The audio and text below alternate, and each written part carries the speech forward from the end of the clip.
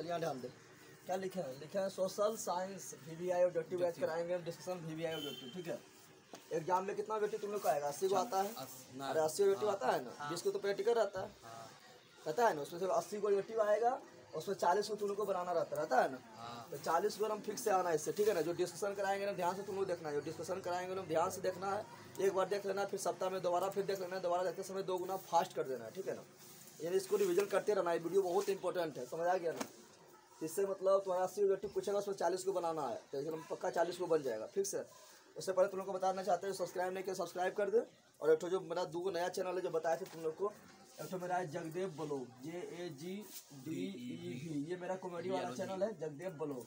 ये कैसे करेगा तो यूट्यूब में सर्च मार या मेरा फोटो पर क्लिक कर, जो फोटो दिखाई दे रहा है उस पर क्लिक करेगा तो उसी में जगदेव क्लासेस के नीचे थोड़ा रहेगा ये वाला चैनल, उसी में है, ठीक है, कर देना। एक तो मेरा कंपटीशन का चैनल है जीके GS मस्ती, इसको भी तुम लोग सर्च मार के सब्सक्राइब कर लेना, ठीक है ना। चलिए यहाँ ध्यान दे, और ये वीडियो में पूरा अंत तक देखना, बहुत काम करेगा। चलो स्टार्ट करते हैं, तुम लोग को भी जवाब देना है। डिस्कशन कराएंगे, ऑब्जेक्टिव का डिस्कशन करा के आगे बढ़ेंगे, ठीक है ना। पहला क्वेश्चन है VVI इतना है सब वही करा रहे हैं, ठीक है ना। पहला क्वेश्चन है, बताओ रक्त एवं लोह की नीति का अम्बलन किसने किया था? रक्त एवं लोह का नीति को किसने अपनाया था? बिस्मार्क ने अपनाया। कौन अपनाया था? तो रक्त एवं लोह का नीति पूछेगा तो क्या बोलना है? बिस्मार्क पूछना है। पूछेगा बिस्मार्क किस देश का एकीकरण किया था? जर्मनी का। हाथ फेर देंगे। बिस्मार्क ने कौन देश का एकीकरण किया था? जर्मनी का एकीकरण किया था। पूछेगा जर्मनी का एकीकरण कब हुआ? तो 1871। पूछेगा कौन सा युद्ध के फलस्वरूप हुआ था? सेडान युद्ध के फलस्वरूप, न बताए थे? सेडान युद्ध के फलस्वरूप। सेडान युद्ध कब हुआ था? 1870 में। और पूछेगा कौन से संधि के द्वारा जर्मनी का एकीकरण हुआ? फ्रैंकफर्ट की संधि। फ्रैंकफर्ट की संधि कब हुआ था? 1871 में। कोई दिक्कत है? नेक्स्ट क्वेश्चन है फ्रैंकफर्ट की संधि कब हुआ था? 1871 में हुआ था। और फ्रैंकफर्ट के संधि के द्वारा जर्मनी का एकीकरण बिस्मार्क ने किया था। बिस्मार्क ने किया था। कोई दिक्कत है? अगला क्वेश्चन है वियना कांग्रेस कब हुआ था? तो वियना कांग्रेस सम्मेलन 1815 में हुआ। कब हुआ? 1815 में हुआ। वियना किसका राजधानी है? तो वियना ऑस्ट्रेलिया ने बोल रहा है, ऑस्ट्रिया यूरोप महाद्वीप में, ऑस्ट्रिया की राजधानी है, ठीक है। नेक्स्ट क्वेश्चन है मार्टिन लूथर कौन था? मार्टिन लूथर समाज सुधारक था जर्मनी का, ठीक है ना। कौन था? समाज सुधारक। काउंट काबुल को विक्टर इमेनुअल ने किस पद पर नियुक्त किया? प्रधानमंत्री। तो काउंट काबुल को जो है विक्टर इमेनुअल ने अपना प्रधानमंत्री के पद पर नियुक्त किया। और हम जानते हैं कि इटली के एकीकरण में 3 व्यक्ति का अहम योगदान था, जानता है ना। एक था मेजिनी। कौन था? और मेजिनी को कहते हैं इटली का मसीहा। क्या कहते हैं? इटली का मसीहा। या मेजिनी ने स्थापना किया था यंग इटली या युवा इटली, किया था ना। दूसरा आता है काउंट काबुल। क्या आता है? काउंट काबुल को कहते हैं इटली का राजनीति। क्या कहते हैं? और तीसरा आता है गेरिबाल्डी। गेरिबाल्डी को कहते हैं इटली का तलवार। इटली का तलवार कहते हैं ना। और गेरिबाल्डी पेशा से क्या था? तो गेरिबाल्डी पेशे से एक नाविक था। तो 3 व्यक्ति का अहम योगदान है इटली के एकीकरण में। और चौथा व्यक्ति का भी योगदान है जो वहाँ का राजा था, वो कौन है? तो विक्टर इमेनुअल। गेरिबाल्डी पेशे से क्या था? तो बता चुके हैं, नाविक था। गेरिबाल्डी को इटली का तलवार कहा जाता है, बता चुके हैं ना। अगला यूरोप का मरीज किसे कहा जाता है? तो यूरोप का मरीज कहा जाता है तुर्की को। किसे कहा जाता है? और एशिया के मरीज कोरोना को, यानी चीन को। कोरोना ने लिखना है चीन को। पहले मरीज था लेकिन अब डॉक्टर बन गया वो। चलिए ध्यान दो, यंग यूरोप की स्थापना किसने की थी? बता चुके हैं। यंग यूरोप पूछे या यंग इटली पूछे, मेजनी ने किया था। और मेजनी किस देश का एकीकरण करने में अहम योगदान निभाया? तो इटली का। किसका? इटली का।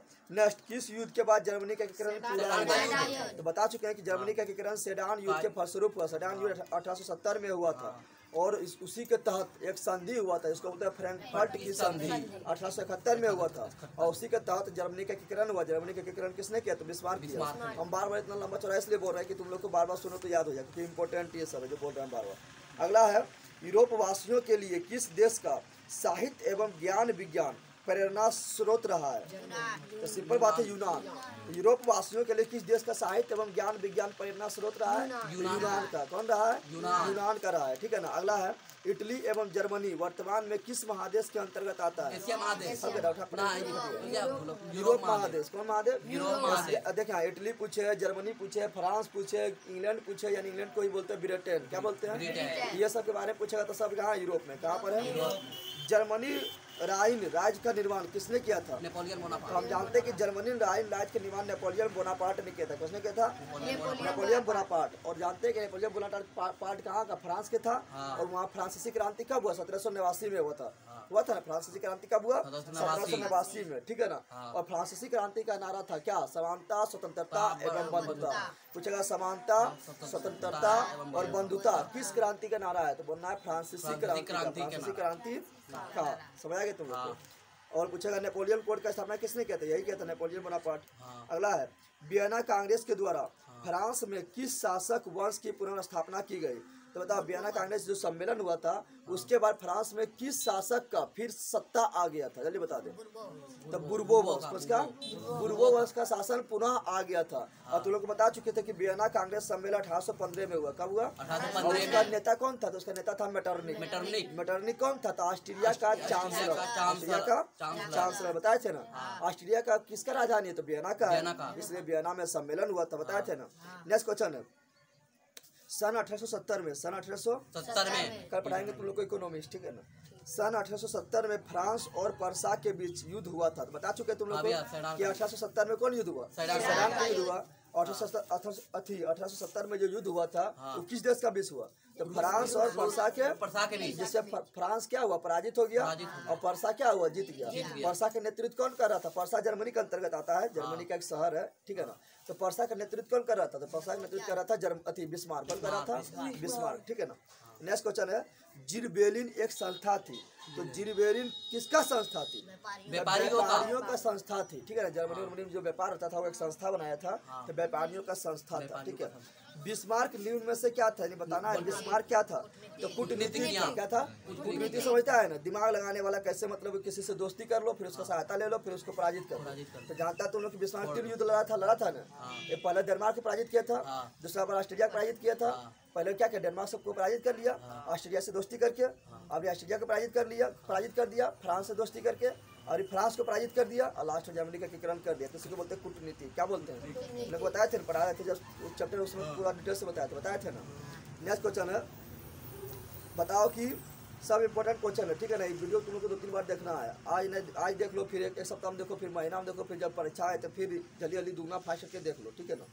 अगला क्वेश्चन है 1829 ईस्वी में एड्रियानोपुल की संधि किस देश के साथ हुई? तो तुम लोग बताओ कि एड्रियानोपुल की संधि कब हुई? तो बोलना 1829 में हुई। किस देश के साथ हुई? जल्दी बता दो।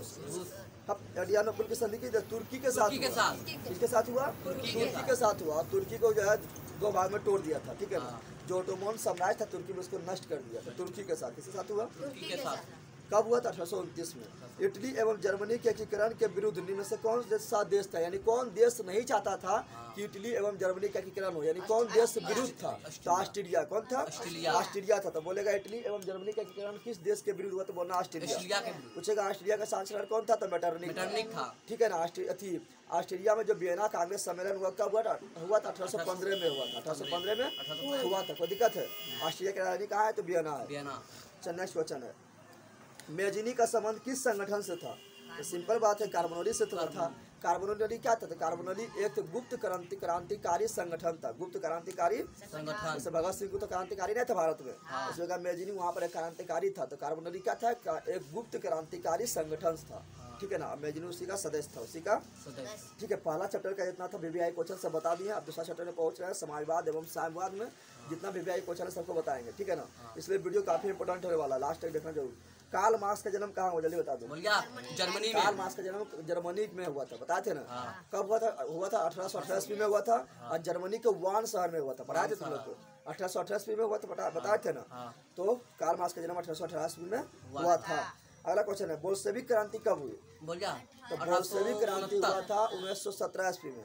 लेकिन 1917 ईस्वी में कौन महीना? तो नवंबर 1917। नवंबर 1917 कहाँ हुआ था? रूस में हुआ था। देखिए यहाँ पर रूसी कैलेंडर के अनुसार अक्टूबर हो रहा है। इसको अक्टूबर क्रांति भी बोल सकते हैं, लेकिन हम लोग के कैलेंडर 1 महीना आगे चलता है। तो यानी जूलियन कैलेंडर हम लोग का होता है, ठीक है ना। हम लोग का होता है ग्रेगोरियन कैलेंडर, तो उसके अनुसार होता है नवंबर। क्या होता है? तो इसको नवंबर क्रांति या इसको अक्टूबर क्रांति या इसको बोल्शेविक क्रांति भी बोल सकते हैं, ठीक है ना। ये कहाँ हुआ था? नवंबर 17 में। कहाँ हुआ? रूस में हुआ। कहाँ पर हुआ? रूस में हुआ था, ठीक है ना। और इसका नेता कौन था? तो इसका नेता था लेनिन।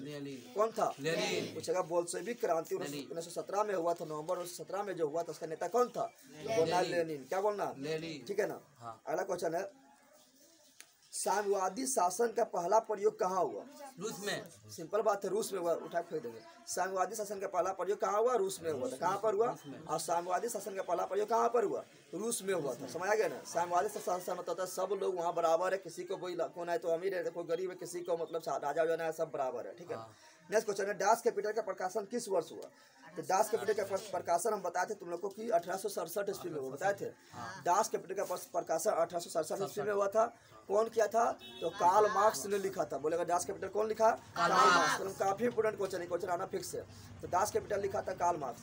और दास कैपिटल को क्या कहा जाता है? तो दास कैपिटल को कहा जाता है समाजवादियों का बाइबिल। समाजवादियों का, तो बोलेगा समाजवादियों का बाइबिल किसे कहा जाता है? तो बोलना है दास कैपिटल को। दास कैपिटल किसने लिखा? तो कार्ल मार्क्स लिखा। कब प्रकाशन हुआ था? 1867 ईस्वी में प्रकाशन हुआ था। कोई दिक्कत है? नेक्स्ट क्वेश्चन है, मार्क्स ने 1867 ईस्वी में किस पुस्तक की रचना की जिसे समाजवादियों का बाइबिल कहा जाता था? दास कैपिटल को कब लिखा था? 1867 में लिखा। कौन लिखा? तो कार्ल मार्क्स लिखा। बता चुके हैं ना। वार एंड पीस किसकी रचना है? वार एंड पीस जो है, वार मतलब युद्ध, एंड मतलब और पीस मतलब शांति, यानी युद्ध एवं शांति, यानी वार एंड पीस का लेखक कौन है? तो टोल्स्टॉय। कौन है? टोल्स्टॉय। साम्यवादी घोषणा पत्र के लेखक थे। साम्यवादी घोषणा पत्र के लेखक कौन है? तो साम्यवादी घोषणा पत्र के लेखक दो लोग था, दो लोग मिलकर किया था। एक था कौन था? तो एक तो था यही कार्ल मार्क्स हो गया। कौन हो गया? एक तो कार्ल मार्क्स के दोस्त था फ्रेडरिक एंगल्स। फ्रेडरिक दोनों मिलकर 1868 ईस्वी में, सॉरी 1848 ईस्वी में, 1848 ईस्वी में लिखा था। समझ आ गया ना। तो समाजवादी घोषणा पत्र, समाजवादी कौन लिखा? तो कार्ल मार्क्स और फ्रेडरिक एंगल्स दोनों मिलकर। समझ आ गया ना। लेकिन अगर खाली कार्ल मार्क्स दिया रहेगा तो खाली कार्ल मार्क्स मार देना है, ठीक है ना। इसी को इंग्लिश में बोलते हैं कम्युनिस्टो मैनिफेस्टो, यानी कम्युनिस्टो मैनिफेस्टो का हिंदी होता है साम्यवादी घोषणा पत्र। अगला क्वेश्चन है इंपॉर्टेंट क्वेश्चन कि ब्रेस्ट लिटोवस्क की संधि किन देशों के बीच हुई थी? तो ब्रेस्ट लिटोवस्क की संधि कौन देश के बीच हुआ? तो सिंपल बात है, रूस और जर्मनी का बीच हुआ। जब रूस में जब लेनिन ने वहाँ पर आंदोलन किया था, बोल्शेविक क्रांति किया था, तो लेनिन ने बोला था कि हम जितना भी देश जर्मनी उस पर हमला कर रहा था, तो जर्मनी से कर लिया। तो क्या जाके जर्मनी से कर लिया, समझौता कर लिया। बोला था अब लड़ाई झगड़ा हम बंद करते हैं, ठीक है। यानी ब्रेस्ट लिटोवस्क की संधि तो रूस और जर्मनी के बीच हुआ था, ठीक है ना। जिसमें क्या हुआ? रूस के ही हार हुआ था। लेकिन चला होता, रूस में जार का अर्थ क्या होता है? रूस का सम्राट। तो रूस का सम्राट यानी रूस का राजा, रूस का महाराजा, ठीक है ना। जार का अर्थ क्या होता है? रूस का सम्राट। लेकिन हम लोग के देश यानी भारत में जार का अर्थ क्या होता है? पानी पीने वाला जो मटका ना होता है, घड़ा ना होता है, घड़ा होता है, ठीक है ना। लेकिन रूस में क्या होता है? रूस का सम्राट। अगला क्वेश्चन है, रूस में कृषक दास प्रथा का अंत कब हुआ? तो रूस में कृषक दास प्रथा का अंत कब हुआ? बता दो। तो 1861 ईस्वी में हुआ। कब हुआ था? 1861 ईस्वी में। अगला इंपोर्टेंट क्वेश्चन है, लाल सेना का गठन किसने किया? जल्दी बता दे। अब उठा पटक देंगे फट जाएगा। तुम लोग बार बार बताते हैं। लाल सेना का गठन ट्राट्स्की किया। किसने किया? इसमें 3 क्वेश्चन इंपोर्टेंट है, हम तीनों बता रहे हैं, कंफ्यूजन ना होना। लाल सेना पूछेगा तो बोलना ट्राट्स्की। क्या बोलना? लाल सेना तो ट्राट्स्की, लाल सेना तो ट्राट्स्की। और लाल कुर्ती पूछेगा तो गैरिबाल्डी। लाल कुर्ती पूछेगा तो गैरिबाल्डी। और लाल खमेर सेना पूछेगा तो नरोत्तम सिंघानू जो कंबोडिया का शासक था।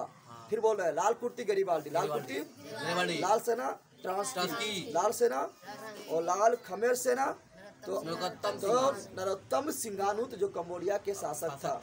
कोई दिक्कत है? और कंबोडिया में ही क्या है? विश्व का सबसे बड़ा मंदिर अंकोर वाट का मंदिर, जो विष्णु भगवान का मंदिर है, जिसको बनाया था सूर्यवर्मन द्वितीय। अगला क्वेश्चन जो बोले थे सब काफी इंपोर्टेंट हो। लेनिन का मृत्यु का दास कैपिटल किसकी रचना है? दास कैपिटल कार्ल मार्क्स की रचना है। 1867 ईस्वी में लिखा था, जिसको समाजवादियों का बाइबिल कहते हैं। अगला, लेनिन का मृत्यु कब हुआ? जल्दी बता दो। 1924 में। 1924 में लेनिन का मृत्यु कब हुआ? 1924 में हुआ था, ठीक है ना। अगला क्वेश्चन लेते हैं। ये चैप्टर नंबर 2 समाजवाद एवं साम्यवाद का जितना भी इंपॉर्टेंट क्वेश्चन था हिस्ट्री का सब खत्म हो गया। अब question number 3 chapter number 3 Hind चीन में राष्ट्रवाद से जितना इंपॉर्टेंट क्वेश्चन है उसका देखते हैं, ठीक है ना। पहला इंपॉर्टेंट क्वेश्चन है, हिंद चीन पहुंचने वाले प्रथम व्यापारी कौन थे? पुर्तगाली था। हिंद चीन पहुंचने वाला जो प्रथम व्यापारी था वो पुर्तगाली था। भारत आने वाला भी जो प्रथम व्यापारी था पुर्तगाली था। भारत में जो प्रथम पुर्तगाली आया था वो कौन था? वास्को डी गामा था। ठीक है ना, तो यहाँ हो जाएगा पुर्तगाली। क्या होगा? अंकोर वाट का मंदिर कहाँ स्थित है? अभी तो बताया अंकोर वाट का मंदिर कम्बोडिया में स्थित है। और कम्बोडिया में जो अंकोर वाट का मंदिर स्थित है ये विश्व का सबसे बड़ा मंदिर है। उसको कौन बनाया था? तो बनाया था सूर्य जो विष्णु भगवान का मंदिर है। तो दिक्कत है। अगला क्वेश्चन, अंकोर वाट के मंदिर का निर्माण किस शासक ने करवाया? बता दिए। सूर्य मंदिर के बता दिए। अंकोर वाट का मंदिर कहाँ स्थित है? बता चुके, कम्बोडिया में बता चुके हैं ना। अगला क्वेश्चन है इंपॉर्टेंट क्वेश्चन इस चैप्टर का कि मार्च 1946 में फ्रांस एवं वियतनाम के बीच होने वाले समझौता किस नाम से जाना जाता है? हनोई समझौता। याद रखना, हनोई समझौता कब हुआ? तो मार्च 1946 में हुआ। कौन देश के बीच हुआ? तो फ्रांस एवं वियतनाम के हुआ। फ्रांस एवं वियतनाम के बीच क्यों हुआ? क्योंकि वियतनाम पर अधिकार था फ्रांस का। जैसे हम लोग देश पर किसका अधिकार था? अंग्रेज का था ना। उसी प्रकार वियतनाम पर अधिकार था फ्रांस का। ठीक है ना। अगला क्वेश्चन, हिंद चीन क्षेत्र में कौन कौन देश आते हैं? वियतनाम। सिंपल बात है, 3 देश आता है। तो हिंद चीन पूछेगा तुम लोग को ऑप्शन में रहेगा हिंद मतलब हिंदुस्तान और चीन मतलब चीन दे रहेगा कि गलत मान दे, टेलिंग गलत नहीं मानना है। हिंद चीन में आता है 3 देश, लाओस कम्बोडिया वियतनाम। ठीक है ना। अगला क्वेश्चन है, वियतनाम में टोकिन फ्री स्कूल की स्थापना कब हुआ? वियतनाम में टोकिन फ्री स्कूल की स्थापना 1907 ईस्वी में हुआ था। 1907 ईस्वी में हुआ था। और ये फ्री स्कूल नहीं था, बहुत महंगा था। ठीक है ना, जिसका स्थापना फ्रांसीसी ने किया था। Next question, the history of the loss of Vietnam. The history of the loss of Vietnam नामक पुस्तक किसने लिखा? जल्दी बताओ। फोन बोई चाओ। कौन लिखा था? फोन बोई चाओ। याद रखना, फोन बोई चाओ ने लिखा था। होवा आंदोलन काफी इम्पोर्टेंट है। होवा आंदोलन किस प्रकृति का था? उसका प्रकृति क्या था? धार्मिक। उसका क्रांति वो था, धार्मिक भी था, वो धार्मिक भी था और क्रांतिकारी भी था। क्रांतिकारी भी था जो वियतनाम में हुआ, वियतनाम में। और होवा आंदोलन के नेता कौन था? तो होवा आंदोलन के नेता था विन फूसो। कौन था? तो हम लिख देते, थोड़ा नाम पागल है। क्या नाम था? तो विन, क्या बोल रहा है? विन फूसो। तो होवा आंदोलन के नेता था विन फूसो। ठीक है ना। और इसको जो है फ्रांसीसी लोग सोचा था कि इसको हम पागल घोषित कर देते हैं, तो इसको जॉन डार्टे पागल घोषित करने गया था, वो भी इसका भक्त बन गया। नेक्स्ट क्वेश्चन, नरोत्तम सिंगानू कहाँ शासक था? कम्बोडिया का बताए थे, जो लाल खमेर सेना का स्थापना किया था। नेक्स्ट क्वेश्चन, हिंद चीन में बसने वाले फ्रांसीसी कहे जाते थे। काफी इंपोर्टेंट क्वेश्चन है, पूछेगा हिंद चीन में बसने वाले फ्रांसीसी को क्या कहे जाते थे? बोलना है कोलोन। क्या बोलना है? कोलोन बोलना है। क्या बोलना है? कोलोन बोलना है। ठीक है ना। अगला इंपोर्टेंट क्वेश्चन है कि किस अगला इंपोर्टेंट क्वेश्चन है कि हिंद चीन क्षेत्र में अंतिम युद्ध की समाप्ति के समय, जब हिंद चीन क्षेत्र में अंतिम युद्ध समाप्त हो रहा था तो उस समय अमेरिका का राष्ट्रपति कौन था? तो अमेरिका का राष्ट्रपति कौन था? जल्दी बता दो।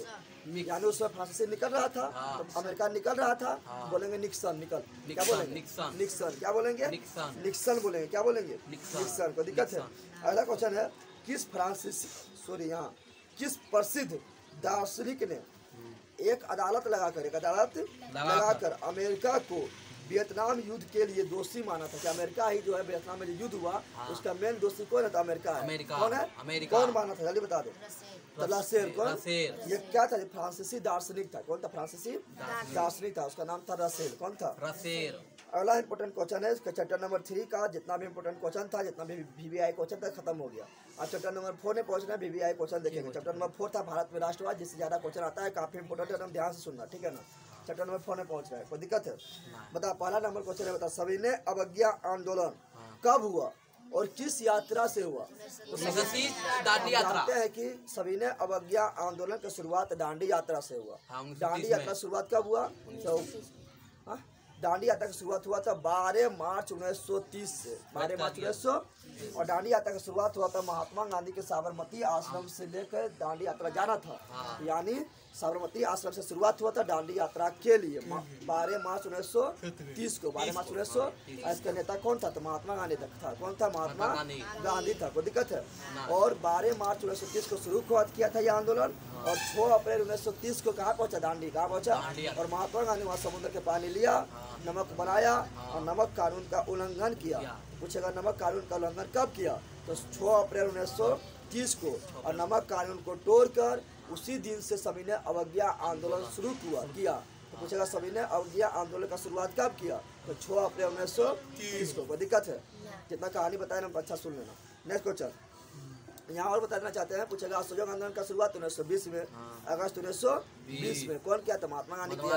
पूछेगा भारत छोड़ो आंदोलन का शुरुआत कब हुआ? तो 8 अगस्त या 9 अगस्त, क्योंकि 12 रात को हुआ था। तो 8 अगस्त या 9 अगस्त 1942 को, ठीक है ना? कब हुआ था?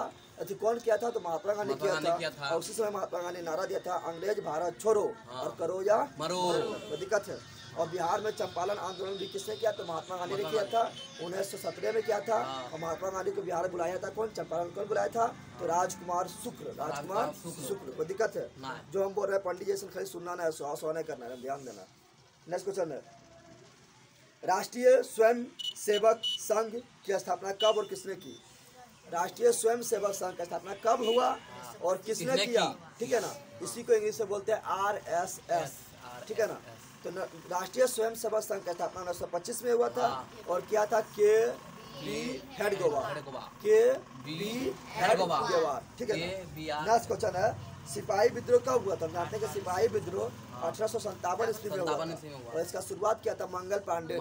क्या था? मंगल पांडे ने किया था। तो 1857 में सिपाही विद्रोह हुआ था, जिसको भारत का प्रथम स्वतंत्रता संग्राम कहा जाता है। तो दिक्कत है? नेक्स्ट क्वेश्चन है, फूट डालो और राज करो का नीति किसने अपनाया? फूट डालो और राज करो की नीति, यानी भारत में जो है अंग्रेज हिंदू और मुस्लिम को लड़ा दो, ये दोनों लड़ते रहेगा और हम शासन करेंगे, इसका नीति कौन अपनाया था? तो अंग्रेज ने अपनाया था। कौन अपनाया था? अंग्रेज ने। नेक्स्ट क्वेश्चन है, भारतीय राष्ट्रीय कांग्रेस के पहले अध्यक्ष कौन थे? तो भारतीय देखिए इसमें जो हम बता रहे हैं, हम ध्यान से सुनना, ठीक है ना? भारतीय राष्ट्रीय कांग्रेस का पहला अध्यक्ष कौन था? तो WC बनर्जी। ऐसी को बोलते हैं W से क्या ध्यान है? W से व्योमकेश, W से C से चंद्र बनर्जी, ठीक है? इसके बारे में सब हम ध्यान से सुनो जो बोल रहा है। भारतीय राष्ट्रीय कांग्रेस का स्थापना 28 दिसंबर 1885 को हुआ था। स्थापना कौन किया था? स्थापना किया था A.O. ह्यूम। कौन किया था? A.O. ह्यूम, ठीक है ना? ठीक है, तो स्थापना किया था A.O. ह्यूम। कहाँ इसका स्थापना हुआ? इसका स्थापना हुआ था महाराष्ट्र में। महाराष्ट्र में इसका जो प्रथम सम्मेलन हुआ वो हुआ था महाराष्ट्र के पुणे में। इसका हर वर्ष सम्मेलन होता है, इसका प्रथम अध्यक्ष जो था वो था WC बनर्जी, ठीक है ना? और इसका अति देखिए यहाँ पर, इसका 1929 ईस्वी में भारतीय राष्ट्रीय कांग्रेस का अधिवेशन हुआ था। कहाँ पर? लाहौर में हुआ, जिसका अध्यक्षता किया था पंडित जवाहरलाल नेहरू। और पंडित जवाहरलाल नेहरू ने घोषणा किया था पूर्ण स्वराज की मांग किया था। पूर्ण स्वराज का मांग किया। तो दिक्कत है? नेक्स्ट क्वेश्चन, जलियांवाला बाग हत्याकांड कब हुआ? इम्पोर्टेंट क्वेश्चन है। जलियांवाला बाग हत्याकांड हुआ था 13 अप्रैल 1919 को। जलियांवाला बाग कहाँ है? तो जलियांवाला बाग है अमृतसर पंजाब में है। जलियांवाला बाग में गोली चलाने का आदेश किसने दिया? तो जलियांवाला बाग में गोली चलाने का आदेश जनरल डायर ने दिया था। और जलियांवाला बाग के जांच के लिए एक अंग्रेज की तरफ से कमेटी बनाया गया। उस कमेटी का नाम था हंटर कमेटी, हंटर आयोग। हंटर जो बोल रहा है सुना ध्यान से, रवि सब जितना भी बोल रहा है सब में टू जेड पॉइंट है, ठीक है ना? जो पढ़ने वाला स्टूडेंट को बहुत फायदा करेगा। नेक्स्ट क्वेश्चन है, भारतीय राष्ट्रीय कांग्रेस की स्थापना कब और किसने किया? बता चुके हैं कि भारतीय राष्ट्रीय कांग्रेस की स्थापना 28 दिसंबर 1885 को हुआ था। इसका स्थापना A.O. ह्यूम ने किया था और इसका प्रथम अध्यक्ष WC बनर्जी था। बता चुके हैं। नेक्स्ट क्वेश्चन, टिप्पू सुल्तान कहाँ शासक था? टिप्पू सुल्तान मैसूर के शासक था। कहाँ था? मैसूर के शासक था। और ये भी अंग्रेज को पानी कर दिया था मार के। अगला देख, गांधी जी ने साबरमती आश्रम का स्थापना कब किया? तो गांधी जी ने दक्षिण अफ्रीका से 1915 में भारत लौटा और 1916 में साबरमती आश्रम का स्थापना किया था। 1916 होगा, किताब में गलत दे रहे। 1916 में साबरमती आश्रम का स्थापना किया। और 1917 में क्या किया था? तो 1917 में किया था चंपारण सत्याग्रह आंदोलन किया था। और 1918 में क्या किया था? 1918 में किया था अहमदाबाद मिल मजदूर आंदोलन और खैरा आंदोलन किया था 1918 में। और 1919 में क्या हुआ था? 1919 में हो गया था लोलेट एक्ट आया था अंग्रेज की तरफ से। लॉरेट एक्ट के तहत किसी भी भारतीय को शक के आधार पर गिरफ्तार कर सकता था और उसको छुड़ाने के लिए न तो आप अपील कर सकते हैं, न तो वकील कर सकते हैं, न तो दलील कर सकते हैं। इसी को बोले थे क्या, काला कानून महात्मा गांधी ने कहा था। 1919 में एक चीज और हुआ, जलियांवाला बाग हत्याकांड 13 अप्रैल 1919 को हुआ था। और 1920 में क्या हुआ था, 1920 ईस्वी में हुआ था असहयोग आंदोलन। जितना बोला याद रखना, ठीक है ना। ब्रह्म समाज की स्थापना किसने की, तो ब्रह्म समाज का स्थापना 1828 ईस्वी में राजा राम मोहन राय ने किया था। कौन किया था, तो राजा राम मोहन राय ने किया था। पूछेगा आर्य समाज का स्थापना किसने किया, तो बोलना है कि आर्य समाज का स्थापना किया था स्वामी दयानंद सरस्वती। स्वामी दयानंद सरस्वती कब किया था, तो 1875 ईस्वी में। 1875 ईस्वी में। कोई दिक्कत है। अगला क्वेश्चन, वेदों की और लौटों का नारा किसने दिया, तो वही स्वामी दयानंद सरस्वती, जिसने आर्य समाज की स्थापना 1875 ईस्वी में किया था। नेक्स्ट क्वेश्चन, हिंद स्वराज पुस्तक किसके द्वारा लिखा गया था, जितना पुस्तक बोल रहे हैं ध्यान रखना। Hind Swaraj Mahatma Gandhi, Hind Swaraj Mahatma Gandhi. Indian opinion Mahatma Gandhi, Indian opinion Mahatma Gandhi, Indian opinion Mahatma Gandhi. Young India Mahatma Gandhi, young India Mahatma Gandhi. हरिजन नामक पत्रिका महात्मा गांधी, हरिजन नामक पत्रिका महात्मा गांधी। हम चारों ने ध्यान रखना है, इससे क्वेश्चन आना फिर से। नेक्स्ट क्वेश्चन है, वल्लभ भाई पटेल, वल्लभ भाई पटेल को सरदार की उपाधि किस किसान आंदोलन के दौरान दी गई, तो जानते हैं बारडोली आंदोलन। सरदार वल्लभ भाई पटेल को, जो भारत में सबसे अभी ऊंचा मूर्ति सिक्का है, बताया था 182 मीटर ऊंचा है, जो नर्मदा में नर्मदा नदी पर है, ठीक है ना। 182 मीटर ऊंचा है, जिसको बोलता है स्टेच्यू ऑफ यूनिटी, जो विश्व का सबसे ऊंचा मूर्ति है। सुना गया ना। तो ये सरदार वल्लभ भाई पटेल जो आंदोलन किया था 1828 ईस्वी में, 1828 ईस्वी में गुजरात के बारडोली में किया था। गुजरात के बारडोली में जो है किसान आंदोलन था, किसान आंदोलन। तो इसी आंदोलन में इसको वहाँ के महिलाओं के द्वारा क्या उपाधि दिया गया था, दिया गया किसका, तो सरदार को उपाधि दिया गया था। तो बारडोली आंदोलन कब हुआ था, 1828 में हुआ था। इसके नेता कौन था, इसके नेता था सरदार वल्लभ भाई पटेल। नेक्स्ट क्वेश्चन, पूर्ण स्वराज की मांग का प्रस्ताव कांग्रेस के किस वार्षिक अधिवेशन में पारित हुआ। तो हम जानते हैं कि पूर्ण स्वराज की मांग जो है कांग्रेस के 1929 के लाहौर अधिवेशन में, जिसका अध्यक्षता कौन किया, जिसका अध्यक्षता किया था पंडित जवाहरलाल नेहरू। अब पंडित जवाहरलाल नेहरू घोषणा किया था कि अगला आने वाला 26 जनवरी को हम लोग स्वतंत्र हैं और हम लोग हर साल 26 जनवरी को स्वतंत्रता दिवस मनाएंगे। कोई दिक्कत है। नेक्स्ट क्वेश्चन, वल्लभ भाई, ये तो हो गया। असहयोग आंदोलन का प्रस्ताव कांग्रेस के किस विशेष अधिवेशन में पारित हुआ, तो हम बताए थे कि असहयोग आंदोलन के नेता कौन था, तो महात्मा गांधी था। ये कब हुआ, तो 1920 ईस्वी में हुआ था। लेकिन बोल रहा कांग्रेस के किस अधिवेशन में भी पारित हो गया, सब लोग मान लिया कि हाँ आंदोलन करेंगे। तो हम बताए थे तुम लोग को, हम तुम लोग को बताए थे कि एगो अगस्त में हुआ था। अगस्त में कहाँ हुआ था, अगस्त में हुआ था कलकत्ता में सम्मेलन हुआ था। वहाँ सब लोग मना कर दिया कि असहयोग आंदोलन हम चालू नहीं करेंगे। लेकिन दिसंबर 1820 में नागपुर अधिवेशन में इसको सब लोग पास कर दिया। क्या कर दिया कि असहयोग आंदोलन करेंगे। तो दिसंबर 1920 होगा। इसमें आंसर गलत दिले है, कलकत्ता जो दिले गलत दिले, ठीक है ना। तो दिसंबर 1920 के नागपुर अधिवेशन में होगा। नेक्स्ट क्वेश्चन, रंपा विद्रोह कब हुआ, तो रंपा विद्रोह 1916 में हुआ। कब हुआ, 1916 में हुआ था। और ये आंध्र प्रदेश में हुआ था। कहाँ हुआ था, 1916 में। तुम लोग 3 बात याद रखना, 1916 में साबरमती आश्रम का स्थापना, 1916 में रंपा विद्रोह, 1916 में लखनऊ समझौता, 1916 में लखनऊ समझौता, जिसमें हिंदू और मुस्लिम एक हो गया मिलकर, ठीक है ना। बताए थे ना। 1907 में जो था सूरत अधिवेशन में गरम दल नरम दल अलग हो गया था, ठीक है ना। तो 1916 ईस्वी में लखनऊ अधिवेशन में गरम और नरम दल एक हो गया और हिंदू मुस्लिम भी एक हो गया। नेक्स्ट क्वेश्चन है, भारतीय कम्युनिस्ट पार्टी का स्थापना किसने किया, तो भारतीय कम्युनिस्ट पार्टी का स्थापना किया था M.N. राय। किसने किया था, M.N. राय, याद रखना। नेक्स्ट क्वेश्चन है, लखनऊ समझौता किस वर्ष हुआ, बता चुके 1916 में हुआ था। और गरम दल नरम दल दोनों मिल गया, ठीक है ना। नेक्स्ट क्वेश्चन, गदर पार्टी का स्थापना किसने और कब की, तो हम जानते हैं कि गदर पार्टी का स्थापना लाला हरदयाल ने किया था। 1913 ईस्वी में किया था। कहाँ किया था, तो अमेरिका के सैन फ्रांसिस्को में, अमेरिका के सैन फ्रांसिस्को में। कोई दिक्कत है। भारत में खिलाफत आंदोलन कब और किस देश के शासक के समर्थन में शुरू हुआ, तो हम जानते हैं कि भारत में जो खिलाफत आंदोलन शुरू हुआ था वो हुआ था कब, तो 1900 बता दे 1920 ईस्वी में हुआ था, ठीक है ना। इसका नेता था अली बंधु, ठीक है ना। और इसका नेता तो महात्मा गांधी बना था, लेकिन इसको शुरू करने वाला था अली बंधु। कौन था, और ये तुर्की के देश के समर्थन में, तुर्की देश के, और किसके विरोध में, तो अंग्रेज के विरोध में। नेक्स्ट क्वेश्चन है, सब जितना इंपॉर्टेंट था इसका बता दिए। तो अथी हिस्ट्री का चैप्टर नंबर 4 भारत में राष्ट्रवाद जितना भी VVI इंपॉर्टेंट क्वेश्चन था बता दिए। ऐसे बहुत ऑब्जेक्टिव है लेकिन हम VVI बता दिए। तो लोग को ये सब काफ़ी इंपॉर्टेंट साबित होगा ये बता रहे हैं। चैप्टर नंबर 5 पहुँचो। चैप्टर नंबर 5 में ज़्यादा VVI ना है। अर्थव्यवस्था और आजीविका, अर्थव्यवस्था और आजीविका चैप्टर नंबर 5 का नाम है। इसका क्वेश्चन एक बताओ। जमशेदजी टाटा ने Tata iron and steel company का स्थापना कब की? तो जमशेदजी टाटा ने Tata iron and steel company का स्थापना 1907 ईस्वी में किया था। 1907 ईस्वी में किया था। जो कहाँ किया था? जमशेदपुर में किया था। ठीक है ना, 1907 ईस्वी में याद रखना। और जमशेदजी जो टाटा है ना, अभी वो रिपोर्ट आया था कि जमशेदजी टाटा जो है विश्व का सबसे दानी व्यक्ति, यानी विश्व में सबसे ज़्यादा दान यही करता है, इससे भी दानी कोई ना है। ठीक है ना। नेक्स्ट क्वेश्चन है, मुंबई में प्रथम सूती कपड़ा मिल किस वर्ष स्थापित किया गया? तो मुंबई में जो है प्रथम सूती कपड़ा मिल जो है कब स्थापित किया गया था? 1854 में। 1854 इससे पहले कलकत्ता में स्थापना किया गया था लेकिन कलकत्ता वाला सफल हो गया। तो मुंबई में 1854 ईस्वी में प्रथम सूती कपड़ा मिल का स्थापना किया गया था, याद रखना।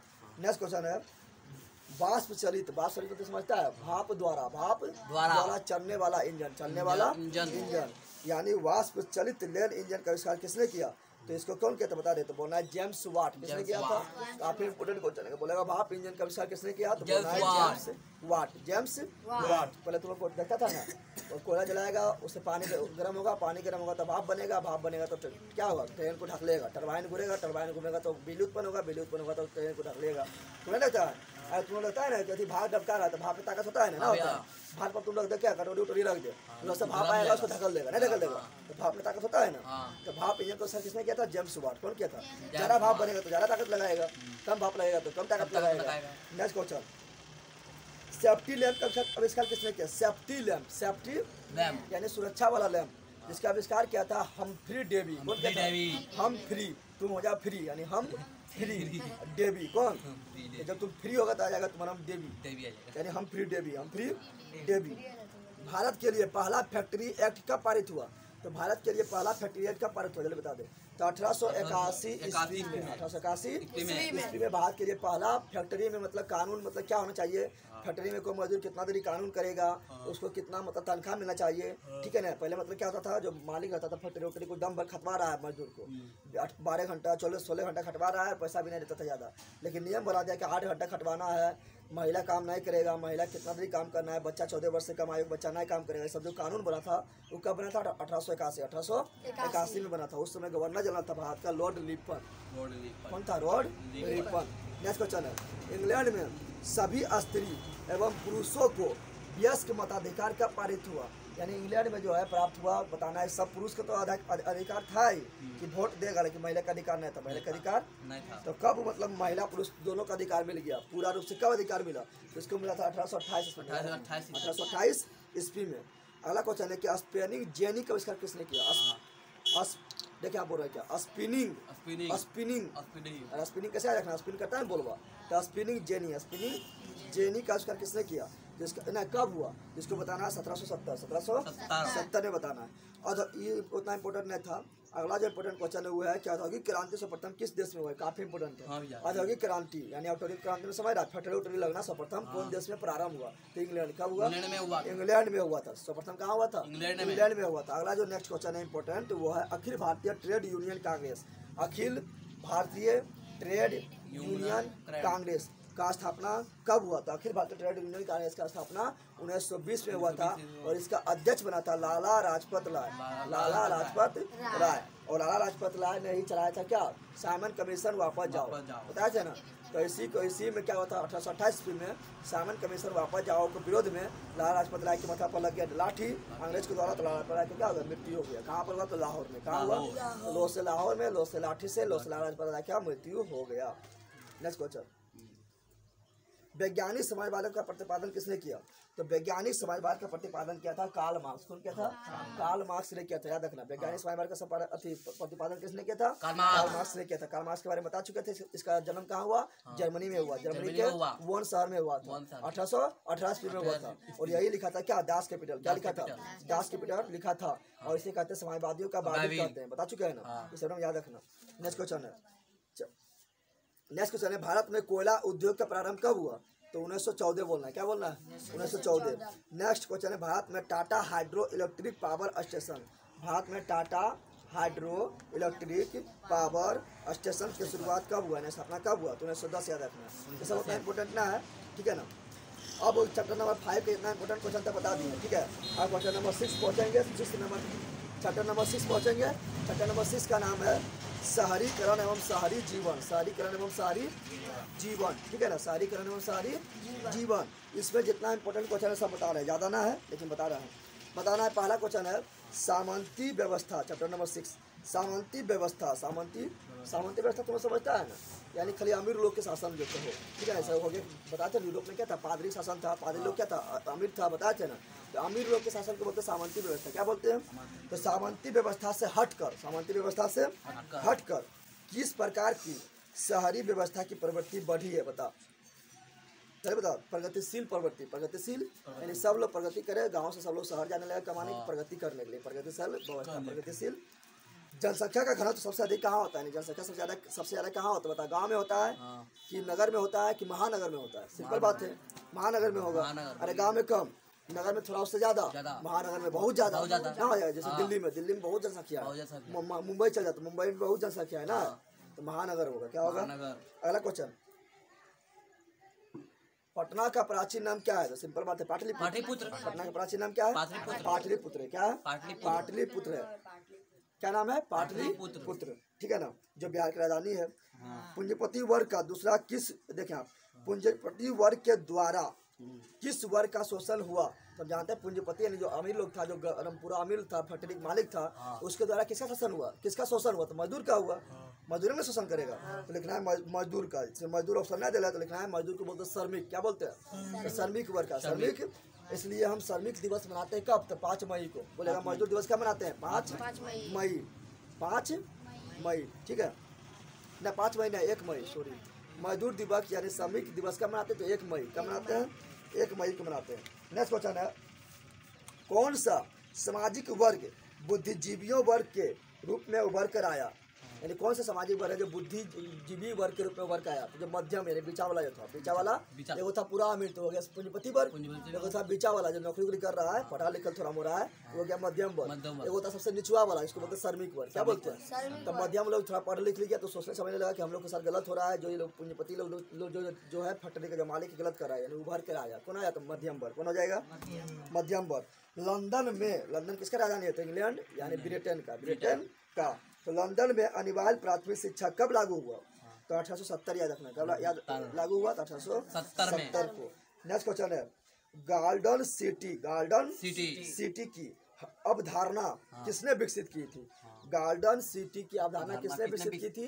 तो एबनेजर हावर्ड। क्या बोल रहा है? क्या बोल रहा है? एबनेजर कैसे याद रखना है? तो बोलना है ए लेजर आता है ना, होता है एबनेजर हावर्ड। क्या बोल रहा है? यही सर्वप्रथम क्या था? गार्डन सिटी का अवधारणा विकसित किया था एबनेजर हावर्ड। अगला इंपॉर्टेंट क्वेश्चन है, 1810 से 1880 ईस्वी तक लंदन की आबादी, ये इतना इंपॉर्टेंट आबादी को पूछता है। अगला इंपॉर्टेंट क्वेश्चन है कि अस्थायी कृषि के प्रभाव से कैसा जमाव संभव हुआ? यानी अस्थायी कृषि यानी एक स्थान पर रहकर कृषि करना, उसको बोलते हैं अस्थायी कृषि। क्या बोलते हैं?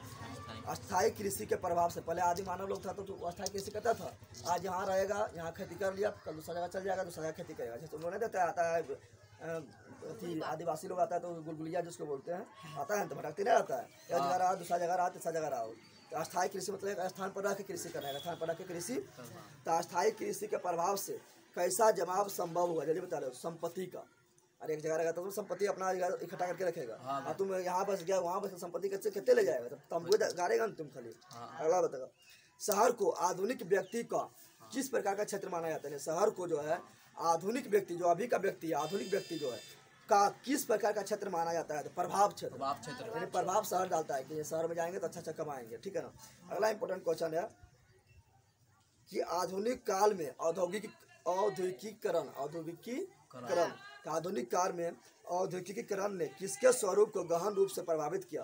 तो शहरीकरण का। आधुनिक काल में शहर की ओर नहीं बढ़ रहा है, शहर का विकास हो रहा है, तो शहरीकरण। बता, पटना के गोलघर का निर्माण किसने किया था? अच्छा कब हुआ?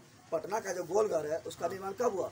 तो 1784 में शुरू हुआ, तो 1786 में जो है पटना का गोलघर बन गया। कब बोलना है? 1786 में पटना का गोलघर बना। क्यों बना? तो अंग्रेजवा जो था तो किसान लोग से टैक्सवा लेता था। टैक्सवा क्या लेता था? तो अनाज लेता था। तो अनाज को भंडार के लिए बनाया था पटना के गोलघर। पटना के, और कौन अंग्रेज बनाया था? तो अंग्रेज का नाम था जॉन गास्टिन। क्या नाम था? अंग्रेज का नाम था जॉन गास्टिन। यही बनवाया था पटना का गोलघर। कोई दिक्कत है? चल नेक्स्ट क्वेश्चन ध्यान दे। अब क्वेश्चन अति चैप्टर नंबर 6 खत्म हो गया। और चैप्टर नंबर नेक्स्ट बढ़ते हैं 7। इसमें जितना इंपॉर्टेंट क्वेश्चन है उसको फटाफट देखते हैं। विश्वव्यापी आर्थिक संकट। 7 नंबर चैप्टर का नाम है व्यापार और भूमंडलीकरण। व्यापार और भूमंडलीकरण।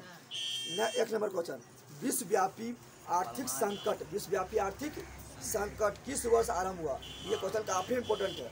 विश्वव्यापी आर्थिक संकट जो है 1929 ईस्वी में 1929 ईस्वी में हुआ था, जिसमें पूरा देश, पूरा वर्ल्ड में भुखमरी हो गया। पूरा सामान पूरा महंगा हो गया। इतना महंगा हो गया कि एक थैला पैसा लेके जाओ तो एगो तुमको रोटी मिलता, यानी पूरा महंगा हो गया था। कब? 1929 ईस्वी में। इसको बोलता है विश्वव्यापी, यानी पूरा विश्व में व्याप हो गया आर्थिक मंदी। आर्थिक मंदी, ठीक है ना। नेक्स्ट क्वेश्चन, तो कब 1929 बोलना है? क्या बोलना है? द्वितीय महायुद्ध के बाद यूरोप में कौन सी संस्था का उदय हुआ? बताना। द्वितीय महायुद्ध के बाद, द्वितीय महायुद्ध समझ रहा है? द्वितीय विश्व युद्ध के बाद यूरोप में कौन सी संस्था का उदय हुआ? यूरोप में पूछ रहा है कौन संस्था का उदय हुआ और आर्थिक दुष्प्रभाव को समाप्त करने के लिए हुआ? तो नाटो का। किसका हुआ? नाटो ना, यूरोपीय संघ का। किसका हुआ? तो बोलेगा यूरोप में किसका उदय हुआ? तो बोला यूरोपीय संघ। सिंपल है। यूरोप पूछेगा तो यूरोपीय संघ। यूरोप पूछेगा तो यूरोपीय संघ का हुआ था, ठीक है। जिसमें अभी 27 देश मेंबर है। अच्छा, तो 28 था, लेकिन 28 में अब ब्रिटेन बाहर हो गया, तो अब हो गया 27। कितना मेंबर है? 27 मेंबर है। कितना है? 27। क्वेश्चन है कि अंतर्राष्ट्रीय श्रमिक संगठन की स्थापना किस वर्ष हुआ? तो अंतर्राष्ट्रीय श्रमिक संगठन है, अंतर्राष्ट्रीय श्रमिक संगठन यानी WLO, वर्ल्ड मतलब लेबर मतलब श्रमिक, मतलब मजदूर। तो WLO, वर्ल्ड लेबर ऑर्गेनाइजेशन यानी अंतर्राष्ट्रीय श्रमिक संगठन, अंतर्राष्ट्रीय मजदूर संगठन का स्थापना हुआ था 1919 में। कब हुआ था? 1919 में। कोई दिक्कत है? लेकिन पूछेगा WTO यानी वर्ल्ड ट्रेड ऑर्गेनाइजेशन यानी विश्व व्यापार संगठन का स्थापना कब हुआ? तो बोलना है 1 जनवरी 1995 को। 1995। लेकिन पूछेगा WHO, इसका फुल फॉर्म याद रखना, फुल फॉर्म भी पूछता है। वर्ल्ड हेल्थ ऑर्गेनाइजेशन, वर्ल्ड मतलब विश्व, हेल्थ मतलब स्वास्थ्य, ऑर्गेनाइजेशन मतलब संगठन। WHO का स्थापना हुआ था 7 अप्रैल 1948। दोनों का मुख्यालय कहाँ है? तो स्विट्जरलैंड के जनेवा शहर, ठीक है। अगला क्वेश्चन है, बता तुम लोग, भूमंडलीकरण की शुरुआत किस दशक में हुआ? भूमंडलीकरण यानी पूरा विश्व को जोड़ने का, पूरा भूमंडलीकरण यानी एक देश का जो व्यापार है दूसरा देश में हो सके, नहीं, भूमंडलीकरण का शुरुआत कब हुआ ये बताना है। किस दशक में हुआ? किस दशक में हुआ? तो बोलना 1990 के दशक में। 1990 के दशक में। 1990 के दशक में। नेक्स्ट क्वेश्चन है, प्राचीन काल में किस स्थल मार्ग से एशिया और यूरोप का व्यापार होता था? प्राचीन काल में जो एशिया था, हम लोग एशिया महाद्वीप में है, और यूरोप में जो व्यापार होता था वो कौन मार्ग से, कौन रास्ता से होता था? तो बोलना है रेशम मार्ग। क्या बोलना? रेशम मार्ग से। उसका नाम था रास्ता का रेशम मार्ग से होता था। क्यों रेशम मार्ग से नाम पड़ा? क्योंकि रेशम का ज्यादा व्यापार होता था, इसलिए इसका नाम पड़ गया रेशम मार्ग, ठीक है ना। नेक्स्ट क्वेश्चन है कि आर्थिक संकट यानी आर्थिक मंदी जो 1929 में आया था, आर्थिक संकट के कारण यूरोपीय में कौन सी नई शासन प्रणाली का उदय हुआ? यानी यूरोप में कैसा शासन प्रणाली का उदय हुआ बताना है। तो बोलना है फासीवाद, नाजीवाद। क्या बोलना है? फासीवाद, नाजीवाद। फासीवाद, नाजीवाद के कौन किया था? तो नाजीवाद का नेता था एडोल्फ हिटलर। कौन था? Adolf Hitler. फासीवाद का नेता था मुसोलिनी। कौन था? मुसोलिनी। काफी इंपोर्टेंट है। फासीवाद जो है ना, वो जर्मनी में हुआ था, जिसका नेता था एडोल्फ हिटलर। और सॉरी, नाजीवाद जो है वो हुआ था जर्मनी में, जिसका नेता था एडोल्फ हिटलर। और फासीवाद जो हुआ था वो हुआ था इटली में, जिसका नेता था मुसोलिनी। कौन था? मुसोलिनी। दोनों बड़ी खच्चर था, बदमाश था, क्रूर शासक। नेक्स्ट क्वेश्चन, आधुनिक युग में, तो लोग पूछेंगे बता कि नेताजी को, सुभाष चंद्र बोस को नेताजी का पार्टी किसने दिया? तो एडोल्फ हिटलर दिया था। नहीं दिया था? तो एडोल्फ हिटलर दिया था। आ गया ना। उससे पूछेंगे बताओ कि मेरा संघर्ष यानी मैन कैंप का नामक पुस्तक का लेखक कौन है? तो बोलना एडोल्फ हिटलर यानी हिटलर बोल दे, हो गया, ठीक है ना।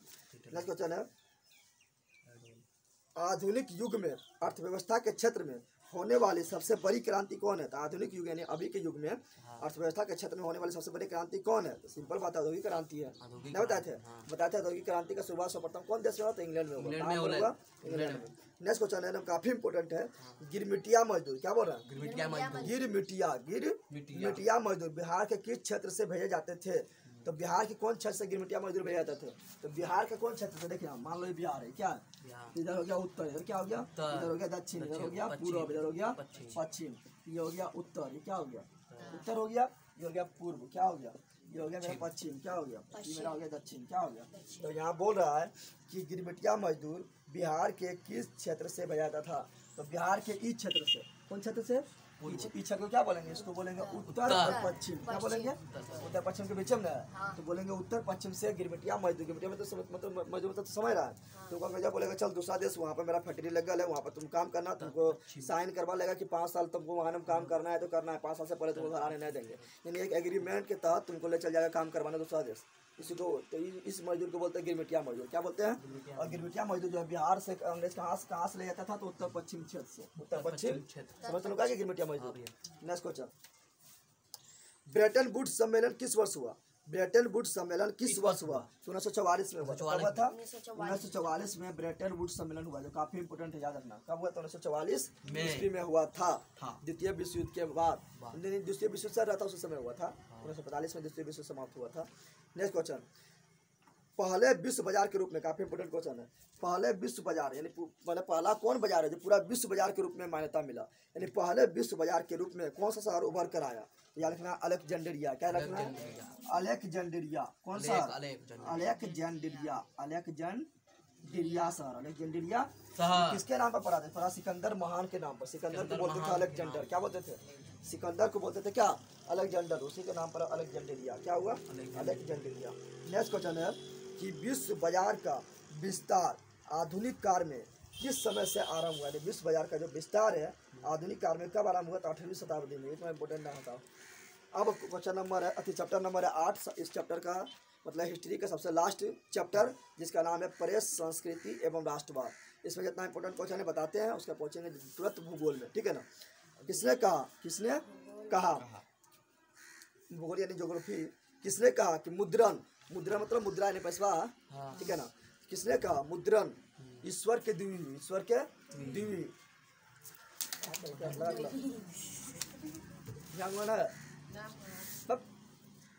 किसने कहा कि मुद्रण ईश्वर की द्विवी महानतम देन है? महानतम देन है, सबसे बड़ा तोहफा है, सबसे बड़ा। तो कौन कहा था? Martin Luther. मार्टिन लूथर जो समाज सुधारक था, समाज सुधारक था, ठीक है ना। नेक्स्ट क्वेश्चन है, महात्मा गांधी ने किस पत्र का संपादन किया था? पत्र बोल रहा है, कौन पत्र का संपादन किया था? Young India. क्या जाएगा? या हरिजन भी होता था, हरिजन भी हो जाता। तो हम बताए थे यंग इंडिया और हरिजन और इंडियन ओपिनियन, और क्या बताए थे? और बताए थे हिंद स्वराज। इसका लेकिन हिंद स्वराज जो है ये पुस्तक है। क्या है? ठीक है।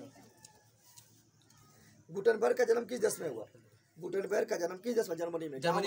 गुटेनबर्ग का जन्म जर्मनी में हुआ था। यही क्या था? किसका मतलब आविष्कार क्या था? प्रिंटिंग प्रेस यानी छपने वाला मशीन में देखा ना, टू कॉपी होता है ना, वो डालते हैं निकलता है ना, यानी छापने वाला मशीन यानी प्रिंटिंग प्रेस का आविष्कार क्या था? गुटेनबर्ग। काफी इंपोर्टेंट है। और इसका जन्म हुआ था जर्मनी में। क्या हुआ था? जर्मनी में। कोई दिक्कत है? नेक्स्ट क्वेश्चन है, हिंदुस्तान रिव्यू का प्रकाशन किसने आरंभ किया था? हिंदुस्तान रिव्यू पत्रिका है जिसका बोल रहा है कि प्रकाशन कौन आरंभ किया था? सच्चिदानंद सिन्हा। कौन क्या था? सच्चिदानंद सिन्हा कहाँ के? तो बिहार के। इसके बारे में इंपोर्टेंट क्वेश्चन तुम लोग को बताए थे, काफी इंपोर्टेंट क्वेश्चन सच्चिदानंद सिन्हा के बारे में बताए थे कि सच्चिदानंद सिन्हा जो है ये अखिल भारतीय किसान सभा का स्थापना किया था। बता रहे थे तुम लोग, बताए थे। कब बताए थे? तो जब तुम लोग को पढ़ा रहे थे भारत में लास्ट बार, उसमें पढ़ाए थे। सच्चिदानंद सिन्हा जो है ये अखिल भारतीय किसान सभा का स्थापना 1936 ईस्वी में लखनऊ में किया था। बताए थे। और उसी का नेता था। नेक्स्ट क्वेश्चन, कागज का आविष्कार किस देश में हुआ? तो चीन। कहाँ हुआ था? देख तुम लोग, कागज का आविष्कार पूछेगा तो चीन बोलना है। मुद्रा यानी पैसा का आविष्कार पूछेगा तो चीन बोलना है। पतंग उड़ाने की कला पूछेगा तो चीन बोलना है। समझ तुम लोग क्या रहा है? रेशम का पूछेगा तो चीन बोलना है, ठीक है। और पूछेगा तुम लोग की सर्वप्रथम प्रतियोगी परीक्षा यानी परीक्षा लेने का, प्रतियोगिता परीक्षा लेने का आविष्कार कहाँ मतलब सर्वप्रथम कौन किया था? तो चीन किया था। यानी कुछ पूछेगा तो कोरोना बोल देना, ठीक है ना। नेक्स्ट क्वेश्चन, लेकिन पूछेगा प्रिंटिंग प्रेस तो क्या बोलना है? कौन किया था? बोलना है गुटेनबर्ग। कौन बोलना है? पूछेगा प्रिंटिंग प्रेस तो बोलना है गुटेनबर्ग ने किया था। लेकिन देश पूछेगा तो क्या बोलेगा? चीन ने बोलना है। क्या बोलना? चीन में। नेक्स्ट क्वेश्चन का अथी गुटेनबर्ग ने सर्वप्रथम किस पुस्तक की छपाई की? जल्दी बता दे। तो गुटेनबर्ग ने जब छापा था तो गुटेनबर्ग था ईसाई। क्या था? ईसाई। तो गुटेनबर्ग प्रिंटिंग प्रेस छाप दिया, प्रिंटिंग प्रेस के अनुसार कर दिया। तो उसका ईसाई का सबसे पवित्र ग्रंथ क्या होता है? तो क्या होता है? जल्दी बता दे। तो बाइबिल होता है। क्या होता है?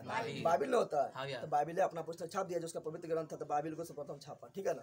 और हम लोग का पवित्र ग्रंथ क्या होता है? तो हम लोग का गीता है। गीता ना है? गीता लड़की की नहीं बोल रहे हैं। गीता मतलब जिसमें कृष्ण भगवान का उपदेश दिया हुआ गीता। और मुसलमान लोग को क्या है? तो कुरान है ना, है कुरान। नेक्स्ट क्वेश्चन किस पत्र ने रातों रात वर्नाक्यूलर प्रेस एक्ट से बचने के लिए अपनी भाषा बदल दी? बता, हम तुमको बताए थे ना कि 1878 ईस्वी में जब पढ़ा रहे थे भारत का राष्ट्रवाद बता रहे थे। 1878 ईस्वी में लॉर्ड लिटरमर नियम बना दिया था कि जितना भी पत्र पत्रिका हिंदी में छप रहा है यानी स्थानीय भाषा में छप रहा है, चाहे हिंदी छपे चाहे बंगाली छपे, कोई भाषा में, उसको बंद कर दो और खाली अंग्रेजी भाषा वाला चलेगा। इसके डर से इसको बोलते हैं वर्नाक्यूलर प्रेस एक्ट। जो लिटरमर नियम लेकर आया उसको बोलते हैं वर्नाक्यूलर प्रेस एक्ट। यानी वर्नाक्यूलर प्रेस एक्ट के डर से अमृतलाल बजाज पत्रिका के जो मालिक था मोतीलाल घोष और सुशील कुमार घोष दोनों रातों रात जो है पहले बंगाली में छपता था भाषा और अंग्रेजी रातों रात कर दिया, यानी अपना भाषा रातों रात बदल दिया। तो क्या बोलना है? क्या बोलना है इसमें? तो बोलना है अमृतलाल बजाज पत्रिका। अमृतलाल बजाज पत्रिका के नेता कौन थी? इसके संपादक कौन था? तो बोलना है मोतीलाल घोष। कब किया था? 1878 ईस्वी में। 1878 ईस्वी में किसके तहत? वर्नाक्यूलर प्रेस एक्ट के तहत। पूछेगा वर्नाक्यूलर प्रेस एक्ट कब आया? तो बोलना 1878 ईस्वी में। आजादी के बाद समाचार पत्र आपत्तिजनक विषय अधिनियम। आजादी के बाद समाचार पत्र आपत्तिजनक विषय अधिनियम कब पारित हुआ? तो बोलना 1951। क्या बोलना है? 1951। ये हटाओ, उतना इम्पोर्टेंट ना। रूसो कहाँ का दार्शनिक था? बता, रूसो कहाँ दार्शनिक था? तो रूस से रूस नहीं बोल देना। रूसो है तो रूस नहीं बोल देना। फ्रांस के। कहाँ के? तो सोचेगा रूसो है तो रूस बोल देते हैं, नहीं, फ्रांस। क्या होगा? फ्रांस के दार्शनिक था। 13वीं सदी में किसने ब्लॉक प्रिंटिंग का नमूने यूरोप में पहुंचाया? यानी कौन जो है ब्लॉक प्रिंटिंग का इसका चिन्ह हुआ था उसको कहाँ पहुंचाया? यूरोप में। तो कौन पहुंचाया था यूरोप? जल्दी बता रहे। तो बोलना मार्को पोलो। क्या बोलना है? 13वीं सदी में। 13वीं सदी में, ठीक है ना। अगला क्वेश्चन है किस देश के सिविल सेवा परीक्षा ने मुद्रित पुस्तकों की मांग बढ़ाई? यानी बताए थे ना सर्वप्रथम परीक्षा कहाँ आरंभ हुआ था? कहाँ हुआ? चीन में हुआ। तो चीन बोलना है। क्या बोलना? तो इस प्रकार तुम्हारा जितना भी हिस्ट्री में VVI ऑब्जेक्टिव था वो कंप्लीट हो गया। इससे ज़्यादा तुम लोग को आएगा भी ना, ठीक है ना। अब हम पहुँचते हैं किस में? पहुँचते हैं ज्योग्राफी में। कैसे पहुँचते हैं? भूगोल। ज्योग्राफी बोले तो भूगोल, ठीक है। ध्यान दो। अगला क्वेश्चन है कोयला किस प्रकार का संसाधन है? सिंपल बात है। और नवीकरणीय किसको बोलते हैं? तो और नवीकरणीय संसाधन हम उसको बोलते हैं जिसको एक बार जला देने पर, एक बार खत्म हो जाने पर उसको दोबारा प्राप्त नहीं कर सकते हैं और जिसका मात्रा सीमित हो। क्या हो? सीमित हो, उसको बोलते हैं अनवीकरणीय। क्या बोलते हैं? मान लो कोयला जमीन के अंदर से निकल रहा है तो उसका मात्रा जमीन के अंदर तो फिक्स है ना। ऐसा नहीं है कि तुम निकालने जा रहा हो बढ़ले जा रहा है, निकालने जा रहा है बढ़ले जा रहा है, ऐसा होता है कि उसका मात्रा सीमित है। क्या है? अगर एक बार समाप्त हो गया कोयला तो फिर तुम दोबारा बना सकता है? नहीं बना सकता है, क्योंकि कोयला को बनने में लाखों करोड़ों वर्ष लग जाता है। पता नहीं जिंदा रहेगा तो नहीं बनाएगा। समझा गया? तो वो नवीकरणीय है। और जिसको हम पुनः प्राप्त कर सकते हैं, जिसका मात्रा वो सीमित है, यानी खत्म होने वाला ना है, उसको बोलते हैं नवीकरणीय। क्या बोलते हैं? पानी खत्म होने वाला है, समुद्र में इतना पानी पड़ा हुआ है कुछ कहेगा नहीं, तो पानी का क्या हो? नवीकरणीय। लेकिन पीने वाला पानी सीमित मात्रा में, पता है पीने वाला पानी क्या है? सीमित मात्रा में, तो हो जाएगा क्या? वो नवीकरणीय। क्या जाएगा? उसी प्रकार बोलेंगे क्या? सूर्य का ऊर्जा समाप्त होने वाला है, सूर्य से धूप आ रहा है तो क्या है? नवीकरणीय। क्या है? वायु समाप्त होने वाला है, नहीं तो क्या है? नवीकरणीय। जंगल समाप्त होने वाला है, तुम बोलेगा काट देंगे तो समाप्त हो जाएगा, तो फिर लगाएंगे तो बन जाएगा, ना बन जाएगा तो नवीकरणीय। क्या हो गया? तो दिक्कत है। बोलेंगे पेट्रोलियम तो नवीकरणीय है, पेट्रोलियम समाप्त हो जाएगा तो फिर आएगा तो नवीकरणीय। क्या जाएगा? चल नेक्स्ट क्वेश्चन। द्वितीय पृथ्वी सम्मेलन क्या हुआ? द्वितीय हटाओ, पहले प्रथम पृथ्वी सम्मेलन कहाँ हुआ? तो प्रथम पृथ्वी सम्मेलन हुआ था 1992 में। कब हुआ था? प्रथम पृथ्वी सम्मेलन पूछेगा तो 1992 बोलना है। द्वितीय पृथ्वी सम्मेलन पूछेगा तो 5 जोड़ दे उसमें, तो 1997 बोलना है। तृतीय पृथ्वी सम्मेलन बोलेगा तो फिर 5 जोड़ दे उसमें, तो 2002 बोलना है। क्या बोलना है? प्रथम पृथ्वी सम्मेलन पूछेगा कहाँ हुआ तो बोलना है ब्राजील के रियो डी जेनेरो में। ब्राजील के रियो डी। द्वितीय पृथ्वी सम्मेलन पूछेगा कहाँ हुआ तो बोलना है दक्षिण अफ्रीका के जोहान्सबर्ग में, दक्षिण अफ्रीका के जोहान्सबर्ग में। और तृतीय पृथ्वी सम्मेलन पूछेगा कहाँ हुआ तो बोलना है जापान के क्योटो में। हाँ, जापान के। तो दिक्कत है। Next question. सौर ऊर्जा कैसा संसाधन है बता? सौर ऊर्जा। तो यहाँ पे नवीकरणीय है, नवीकरणीय सूर्य ऊर्जा तो वो सीमित है, समाप्त होने वाला है नहीं ना, तो क्या नवीकरणीय क्या है? नवीकरणीय को ही बोलते हैं पुनः पूर्ति योग। पुनः पूर्ति यानी आज समाप्त हो गया, रात हो गया समाप्त हो गया, फिर कल सुबह जाएगा, यानी पुनः पूर्ति योग है। क्या है पुनः पूर्ति योग? अगला निम्नलिखित में किसका कथन है कि संसाधन होता नहीं बल्कि बनता है? जिम्मरमैन। क्या इसने कहा था कि संसाधन होता नहीं है बल्कि बनता है? क्या बोलना? जिम्मरमैन। क्या बोलना?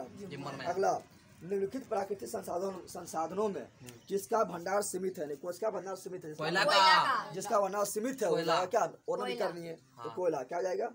हवा का भंडार सीमित है ना है, यानी वो नवीकरणीय है। मिट्टी भी क्या है? नवीकरणीय है, मिट्टी को फिर बन जाएगा ना बनेगा। फिर सौर शक्ति, तो सौर से ऊर्जा आने वाला फिर प्राप्त हो जाएगा, तो सब क्या है? नवीकरणीय। कोयला क्या है? और नवीकरणीय। पेट्रोलियम क्या है? और नवीकरणीय। प्राकृतिक गैस क्या है? प्राकृतिक गैस समझ रहा है, जमीन के अंदर से गैस प्राप्त होता है, जैसे मीथेन हो गया, एलपीजी हो गया, ब्यूटेन हो गया, ये सब क्या है? प्राकृतिक गैस। ये भी क्या हो? नवीकरणीय। क्या डाकू की अर्थव्यवस्था का संबंध क्या है? डाकू का अर्थव्यवस्था मतलब समझा? डाकू क्या करता है? लूटने नहीं लगता है, संसाधन को अच्छा यूज नहीं करेगा, लूट उठ के बर्बाद कर देगा। डाकू का अर्थ क्या होगा? तो होगा डाकू का अर्थव्यवस्था का संबंध होगा संसाधन के नियोजित नहीं विनियोजित। नियोजित मतलब अच्छा तरीका से दोहन करना, तो नियोजित होगा क्या? नहीं, विनियोजित। क्या होगा? विनियोजित दोहन से। अगला क्वेश्चन है समुद्री क्षेत्र में राजनीतिक सीमा के कितने किलोमीटर क्षेत्र तक राष्ट्रीय संपदा निहित है?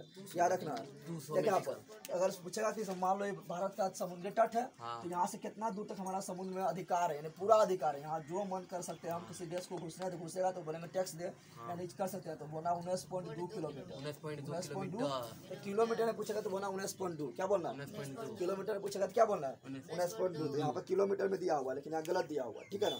किलोमीटर में होगा 19.2 किलोमीटर, लेकिन नोटिकल मील पूछेगा, समुद्री दूरी को मापते हैं नोटिकल मीटर से मापते हैं। नोटिकल मील में यानी नोटिकल एम से मील, एक नोटिकल मील बराबर होता है 1.852 किलोमीटर। नोटिकल मील पूछेगा तो बोलना है कितना? 12 नोटिकल मील। 12 नोटिकल मील कितना बोलना है? 12 नोटिकल मील, ठीक है, लगभग 12 नोटिकल मील होता है। नोटिकल मील पूछेगा तो 12 लगभग बोलना है, किलोमीटर पूछेगा तो 19.2। अगला क्वेश्चन है कि तट रेखा से कितने किलोमीटर क्षेत्र तक अपवादक आर्थिक क्षेत्र, यानी कितना किलोमीटर क्षेत्र तक? मतलब तो हो गया कि मेरा क्या है, इसमें पूरा अधिकार हो गया, यहाँ पर मेरे बिना कोई देश घुस नहीं सकता है, लेकिन कितना किलोमीटर तक अपवादक आर्थिक क्षेत्र है, यानी कितना किलोमीटर क्षेत्र है जिस पर मतलब वहाँ पर हम अपना क्या कर सकते हैं? तो खोज ऊज रिसर्च कर सकते हैं, यानी खोज कर सकते हैं, अनुसंधान कर सकते हैं। तो 200 किलोमीटर। कितना? 200 किलोमीटर नहीं, 200 नोटिकल मील। यानी 200 नोटिकल मील यानी एन है, समझ गया ना? 800 किलोमीटर में बदलना है तो 1.5 से गुना कर दे, किलोमीटर में बदल जाएगा, समझा तुम लोग? नेक्स्ट क्वेश्चन है निम्नलिखित में कौन प्राकृतिक संसाधन नहीं है? प्राकृतिक संसाधन नहीं है यानी मानवकृत होना चाहिए। जो मानव बनाएगा मानवकृत, जो प्राकृतिक और अपने आप बनेगा तो प्राकृतिक। तो देखते हैं कौन? एक नंबर ऑप्शन है वन। तो वन क्या हम लोग बनाए हैं? वन तो बनले था, प्राकृतिक है। नदियाँ हम लोग बनाए हैं, नदियाँ तो बनले था, प्राकृतिक है। नगर हम लोग बनाए हैं, और नगर ऐसा नहीं कि बनले आ गया। गाँव था तो नगर हम लोग बनाए ना, यानी नगर हो गया क्या? मानवकृत। क्या हो गया? प्राकृतिक संसाधन नहीं है, तो सी नंबर सही हो जाएगा। सी नंबर सही। खनिज, तो खनिज हम लोग बनाए, जमीन हम लोग कर रहे हैं कि कोयला कर देते हैं फिर बाद में निकालेंगे, नहीं कर रहे हैं। तो खनिज भी क्या है? प्राकृतिक। क्या समझ आ रहा है तुम लोग? ऐसा डटना ना, ऐसा समझ के मारना। अगला क्वेश्चन है प्रथम पृथ्वी सम्मेलन। तो बता चुके प्रथम पृथ्वी सम्मेलन 1992 में हुआ था, ब्राजील के रियो डी जेनेरो में। अगला बांध में जल किस प्रकार का संसाधन को है? बांध में मतलब बांध बना दिए, पानी इधर रुकल है, तो ये जो है किस प्रकार का संसाधन का उदाहरण बताना है? तो संचित है। क्या संचित क्यों बोलेंगे? क्योंकि पनिया को संचित कर ले है ना, पनिया को जमा कर ले तो संचित बोलेंगे। क्या बोलेंगे? संचित। और बांध में जो पनिया होता है, पानी में कौन ऊर्जा कौन किससे बदलता है? पानी में जो होता है पनिया रुकल है, तो पनिया में स्थिति ऊर्जा क्या है? बाढ़ा को खोद देंगे तो गति ऊर्जा जाएगा। क्या जाएगा? यानी रुका हुआ पानी में स्थिति ऊर्जा होता है, तो स्थिति ऊर्जा बदलता है गति ऊर्जा में। कैसे बदलता है? गति ऊर्जा में। और बिजली का उत्पादन होता है। बिजली का उत्पादन कैसे होता है? टरबाइन पर गिरेगा, टरबाइन को घुमाएगा, टरबाइन घूमेगा तो क्या होगा? बिजली का उत्पादन होगा। समझ आ गया ना? नेक्स्ट क्वेश्चन स्वामित्व, ये सब बताओ इस नेक्स्ट में। अगला नेक्स्ट क्वेश्चन है कि चैप्टर नंबर 1 के को यानी प्राकृतिक संसाधन में पहुंच रहे हैं, ठीक है ना? जिससे प्राकृतिक संसाधन में पहुंच रहे हैं मिट्टी। कैसे पहुंच रहे हैं? मिट्टी में, ठीक है ना? बताओ पंजाब में भूमि निम्नीकरण का यानी भूमि ह्रास का मुख्य कारण क्या है? तो बताया अत्यधिक सिंचाई, यानी वहाँ बहुत ज्यादा सिंचाई होता है। तुमको देखना पंजाब का गेहूँ जो है ना पूरा देश में जाता है, तो पंजाब में सबसे ज्यादा गेहूँ का उत्पादन होता है, ठीक है ना। वहाँ पर जब भूमि का गुण घट गया, ह्रास हो गया, निम्नीकरण हो गया, जिसके कारण तो अत्यधिक सिंचाई के कारण, अत्यधिक सिंचाई के और अत्यधिक सिंचाई के कारण मिट्टी अम्लीय हो जाता है, उसका पीएच 7 से कम हो जाता है, मतलब 7 से कम नहीं होता है। अगला काली मिट्टी का दूसरा नाम क्या है? काली मिट्टी। तो काली मृदा का दूसरा नाम है रेगुल मिट्टी। क्या है? और रेगुल मिट्टी जो है सर्वाधिक कहाँ पाया जाता है? तो भारत के महाराष्ट्र में। काली मिट्टी किससे बनता है? तो काली मिट्टी बनता है बैसाठ चट्टान के टूटने फूटने से, बैसाठ चट्टान के टूटने। और काली मिट्टी में सर्वाधिक कौन सा फसल का उत्पादन होता है? तो कपास होता है। या तुम लोग हो जितना बोल रहा है नहीं सोचा। सोपानी कृषि को बोलते हैं सीढ़ीनुमा खेती। क्या बोलते हैं? सीढ़ीनुमा खेती। तो इस कहाँ होता है? तो पर्वतीय क्षेत्र में होता है, जहाँ पर्वत होता है। सोपानी कृषि भारत में सब कहाँ प्रसिद्ध है? तो उत्तराखंड। सोपानी कृषि बोले तो उत्तराखंड, सीढ़ीनुमा कृषि बोले तो उत्तराखंड। कोई दिक्कत है? नेक्स्ट है मेढक के प्रजनन को नष्ट करने वाला रसायन, यानी मेढक के प्रजनन को नष्ट करने वाला रसायन कौन है? यानी क्या हम खेत में छिड़काव कर देंगे, इससे क्या होगा कि मेढक का प्रजनन क्षमता घट जाएगा। तो बोलना एंड्रीन। क्या बोलना है? क्या बोलना है? एंड्रीन लिख देते हैं, एंड्रीन, ठीक है ना, एंड्रीन, ठीक है ना। नेक्स्ट क्वेश्चन है, बताओ कि मरुस्थलीय मृदा का विस्तार निम्न से कहाँ है? सिंपल बात है, जहाँ मरुस्थल होगा भारत में, मरुस्थल कहाँ है? राजस्थान में है, तो राजस्थान होगा। क्या होगा? राजस्थान होगा। नेक्स्ट क्वेश्चन, भारत में सर्वाधिक मिट्टी का कौन सा मिट्टी का विस्तार है? सिंपल बात है, हम लोग जानते हैं कि भारत में सर्वाधिक जो मिट्टी का विस्तार है जलोढ़ मिट्टी। क्या है? जलोढ़ मिट्टी है। क्या? जलोढ़ मिट्टी है। जलोढ़ मिट्टी भारत का सबसे ज्यादा उर्वरक मिट्टी है, सबसे ज्यादा उर्वरक मिट्टी है। और जलोढ़ मिट्टी कैसे आता है? तो जलोढ़ मिट्टी का आता है नदी के द्वारा, जो बहा का जो मिट्टी आता है उसको बोलते हैं जलोढ़ मिट्टी। क्या बोलते हैं? जलोढ़ मिट्टी बोलते हैं। और जलोढ़ मिट्टी दो प्रकार का होता है, एक होता है पुराना, एक होता है नया। जो बाढ़ के द्वारा आया हर वर्ष हो गया नया, जो बहुत पहले आ गया अब ना आ रहा हो गया पुराना। तो नया जलोढ़ मिट्टी को खादर बोलते, नया जलोढ़ मिट्टी को खादर बोलते हैं। क्या बोलते हैं?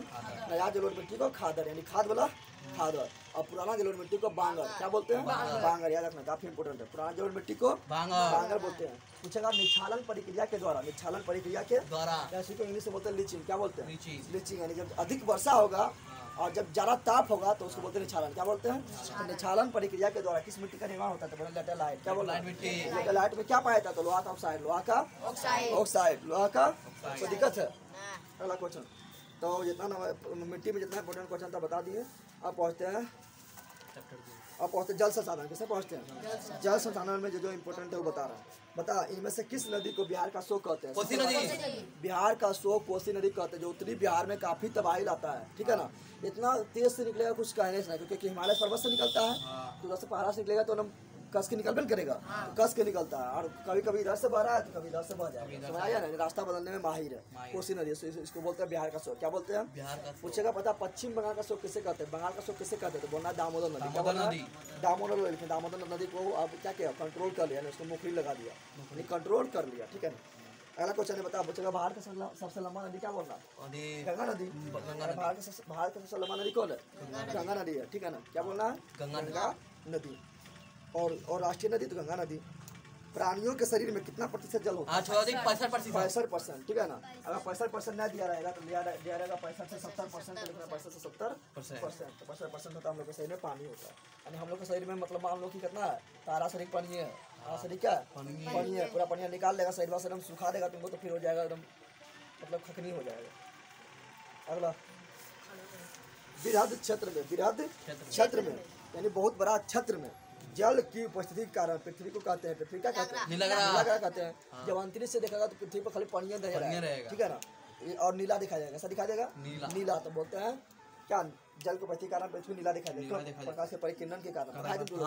आकाश नीला क्यों दिखाई देता है? प्रकाश के परिकिरण के कारण बताया थे तुम लोग। इन धनुष को मतलब तो वायुमंडलीय वन विक्षेपण के कारण, यानी वन विक्षेपण भले बोल दो। क्या बोल दो? वन विक्षेपण के कारण। पूछेगा तारे क्यों टिमटिमाते हैं? तो वायुमंडलीय अपवर्तन के कारण। आकाश नीला क्यों दिखाई था? प्रकाश के परिकिरण के कारण। अगला, अगला इंपॉर्टेंट क्वेश्चन इसमें है कि सर्वाधिक वर्षा भारत में कहाँ होता है? सर्वाधिक वर्षा भारत में होता है मेघालय राज्य के मासीनाराम शहर में। मासीनाराम बोलना है, मासीनाराम क्या बोलना? लेकिन पूछेगा बिहार में ज्यादा वर्षा कहाँ होता है? तो बिहार में ज्यादा वर्षा होता है किशनगंज। कहाँ होता है? बिहार में देखेगा तो बिहार ऐसे है, ठीक है ना, ऐसे है, यहाँ पर है किशनगंज। क्या है किशनगंज? तो किशनगंज में ज्यादा वर्षा होता है, ठीक है ना। तो पूछेगा बिहार में सर्वाधिक गर्मी कहाँ होता है? तो गया में। कहाँ होता है? गया में, ठीक है। बता बिहार में अति जल दोहन, बिहार में अति जल दोहन यानी ज्यादा जल के दोहन करने से किस प्रकार के तत्व का मात्रा जल में बढ़ जाता है? क्या बोलना है? तो बोलना है इसमें आर्सेनिक। क्या बोलना है? आर्सेनिक। अगला क्वेश्चन है कि देश के बांध को भारत का मंदिर किसने कहा? तो देश के बांध को भारत का मंदिर पंडित जवाहरलाल नेहरू ने कहा। पंडित जवाहरलाल नेहरू बोला था कि आधुनिक भारत का यह मंदिर है। क्या है? मंदिर है, ठीक है ना। अब तुम क्वेश्चन पूछते बता कि भारत का सबसे ऊंचा बांध कौन है? भाखड़ा बांध। कौन है? भाखड़ा बांध। ऐसे तो टिहरी बांध है, तुम लोग के चैप्टर में टिहरी बांध नहीं दिया हुआ, तो तुम लोग को मानना है भाखड़ा बांध। क्या मानना है? भाखड़ा बांध मानना है। भाखड़ा बांध कहाँ है? तो भाखड़ा बांध है कहाँ? पंजाब में, हिमाचल प्रदेश और पंजाब के बॉर्डर पर है, ठीक है ना। भाखड़ा बांध को ऊंचाई कितना है? 226 फीट है। भाखड़ा बांध किस नदी पर है? तो भाखड़ा बांध है सतलज नदी पर है, सतलज नदी पर है। पूछेंगे बता विश्व का सबसे लंबा बांध कौन है? तो हीराकुंड बांध। कौन है? हीराकुंड बांध। हीराकुंड बांध कौन नदी पर है? हीरा मिलेगा तो तुम हो जाएगा महान। क्या जाएगा? हीराकुंड बांध है महानदी पर। कहाँ है? हीरा तुम मिलेगा, जैसे तुमको रास्ता में मिल गया हीरा तो तुम तुरंत उड़ जाएगा। क्या हो जाएगा? यानी हीराकुंड बांध है उड़ीसा में। कहाँ पर है? उड़ीसा में है। और हीराकुंड बांध हीरा तुमको मिल गया तो बन जाएगा तुम सबसे बड़ा आदमी, बन जाएगा। हीराकुंड बांध सबसे बड़ा बांध है। कोई दिक्कत है? बोलेंगे बता कि नागा अर्जुन बांध किस नदी पर है? यहाँ पे अर्जुन नगर था, तुम महाभारत देखा होगा तो अर्जुन के सारथी कौन होता है? कृष्ण होता है। तो नागा अर्जुन बांध कृष्णा नदी पर है। कौन नदी पर है? कृष्णा नदी पर है, कृष्णा नदी पर। और ये तेलंगाना राज्य में, तेलंगाना राज्य में। पूछेंगे तुम लोग बता कि दक्षिण भारत का सबसे बड़ा नदी घाटी परियोजना कौन है? तो बोलना है कौन? बोलना है तुंगभद्रा परियोजना। क्या बोलना है? तुंगभद्रा कृष्णा का सहायक नदी है। कोई दिक्कत है? तुम लोग को पूछेंगे बताओ कि स्वतंत्र भारत का सर्वप्रथम नदी घाटी परियोजना कौन है? तो बोला दामोदर नदी घाटी परियोजना। बताए थे ना, दामोदर नदी घाटी यह भारत का सर्वप्रथम नदी घाटी परियोजना है। कोई दिक्कत है? तो जल संसाधन खत्म हुआ। इंपॉर्टेंट क्वेश्चन अब पहुँचते हैं वन में। कैसे पहुँचते हैं? वन में देखते हैं। बता भारत के किस राज्य में वन का सबसे अधिक विस्तार है? तो मध्य प्रदेश। कहाँ पर है? मध्य प्रदेश। भारत के किस राज्य में सबसे ज्यादा वन है? तो बोलना मध्य प्रदेश। क्या बोलना है? अच्छा कितना परसेंट वन होना चाहिए? कोई भी देश में कितना परसेंट वन होना चाहिए? 33%। कितना होना चाहिए? 33%। लगभग 33% होना चाहिए। तब वो देश क्या अच्छा है, मतलब वहाँ पर पर्यावरण क्या अच्छा है? क्या है? अच्छा, ठीक है ना। लेकिन भारत में 33 ना है, भारत में लगभग 24 के आसपास है, ठीक है। पहले 19 था लेकिन अब 24 हो गया, ठीक है। तो बोलना है क्या? मध्य प्रदेश में ज्यादा वन है। मध्य प्रदेश में ज्यादा वन है। ज्यादा बाघ भी कहाँ है? तो मध्य प्रदेश में। कहाँ पर है? मध्य प्रदेश में लगभग 529 बाघ है। यानी भारत में सब मिला कितना बाघ है? तो 2900 कुछ बाघ है, 2967 लगभग बाघ है भारत में, ठीक है ना। और जिसमें मध्य प्रदेश में खाली है 529 बाघ है। और कोई भी देश में 529 बाघ ना है। जितना भी विश्व में वर्ल्ड में देश है ना, कोई भी देश में 529 बाघ ना है। आप खाली मध्य प्रदेश में 529 बाघ है। इतना बाघ कोई देश में ना है, लेकिन सबसे ज्यादा बाघ भारत में है।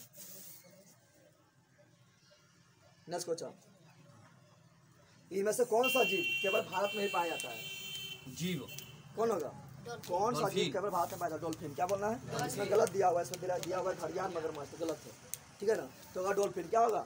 डॉल्फिन सिर्फ भारत में पाया जाता है। वो कौन नदी में? तो गंगा नदी में। कौन नदी में?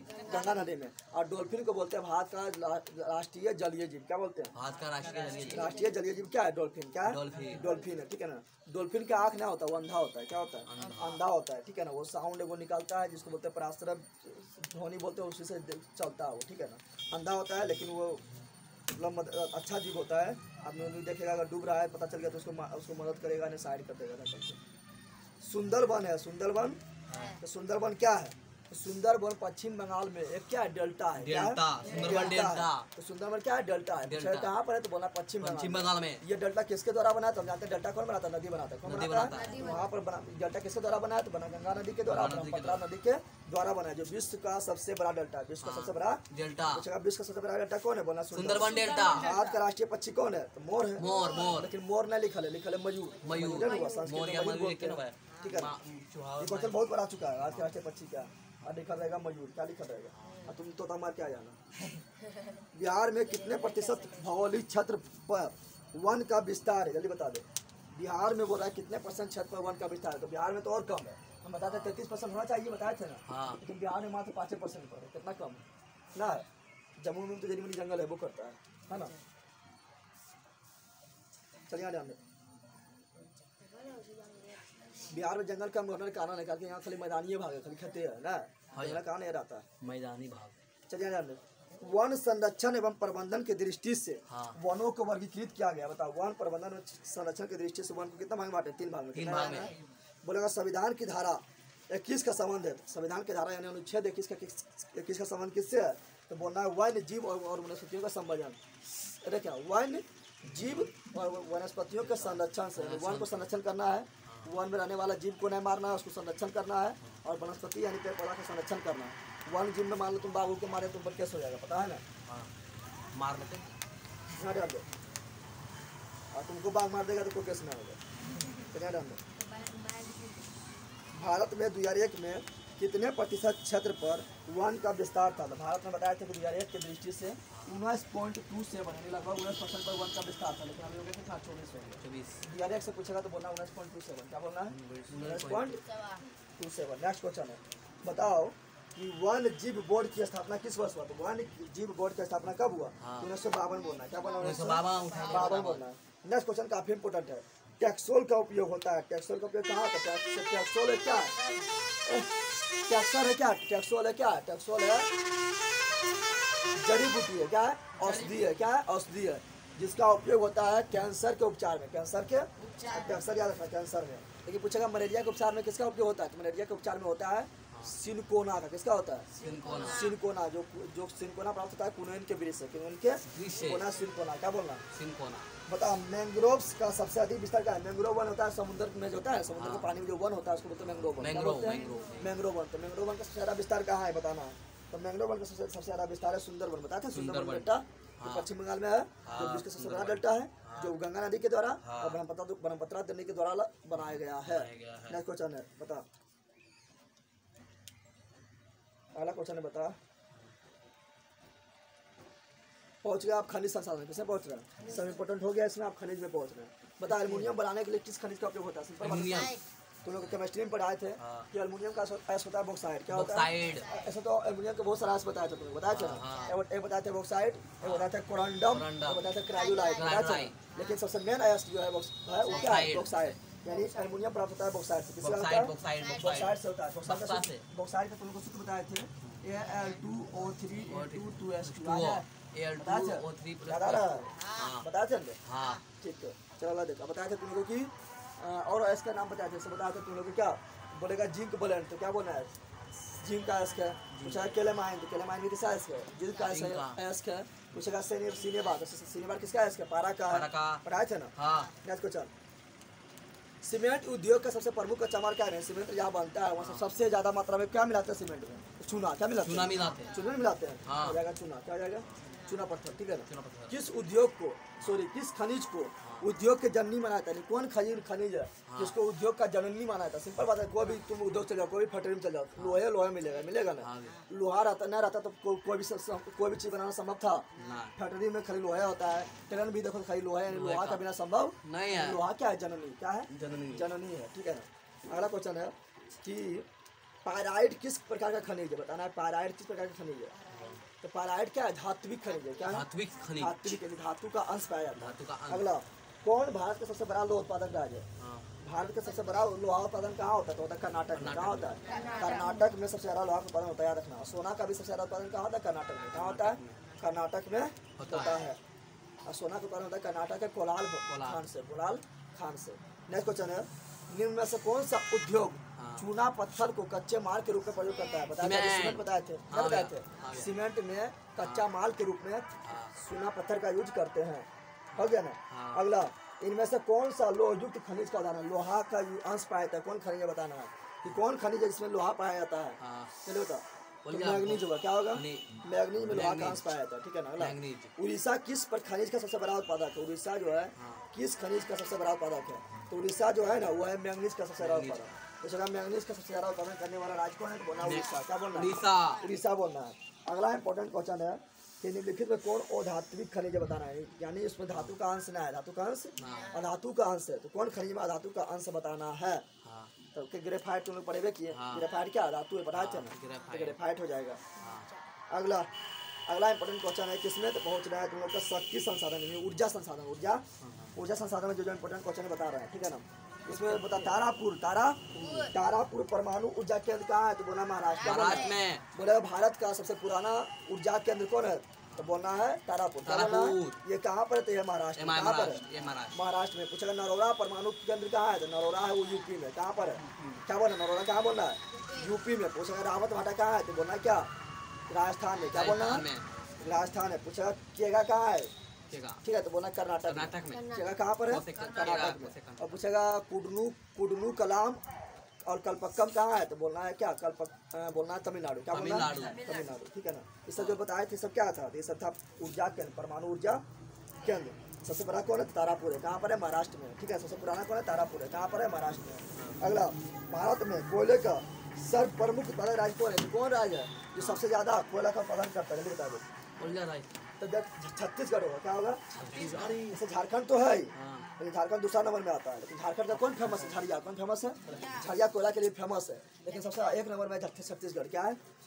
अगला, हीराकुंड बांध है, बता चुके हैं। हीराकुंड बांध कौन राज्य में है, सिंपल बात बता चुके हैं, उड़ीसा ना है, महानदी पर ना है, तो सबसे बड़ा बांध ना है। नेक्स्ट क्वेश्चन, भारत का प्रथम तेल शोधक कारखाना कहाँ है, भारत का प्रथम तेल शोधक तेल निकालने वाला कारखाना कहाँ था, तो कहाँ पर था, बता दे। डिगबोई। क्या होगा, डिगबोई। भारत का सर्वप्रथम तेल शोधक कारखाना था वो था डिगबोई। डिगबोई कहाँ पर, असम में। कहाँ पर है, असम में है, ठीक है ना।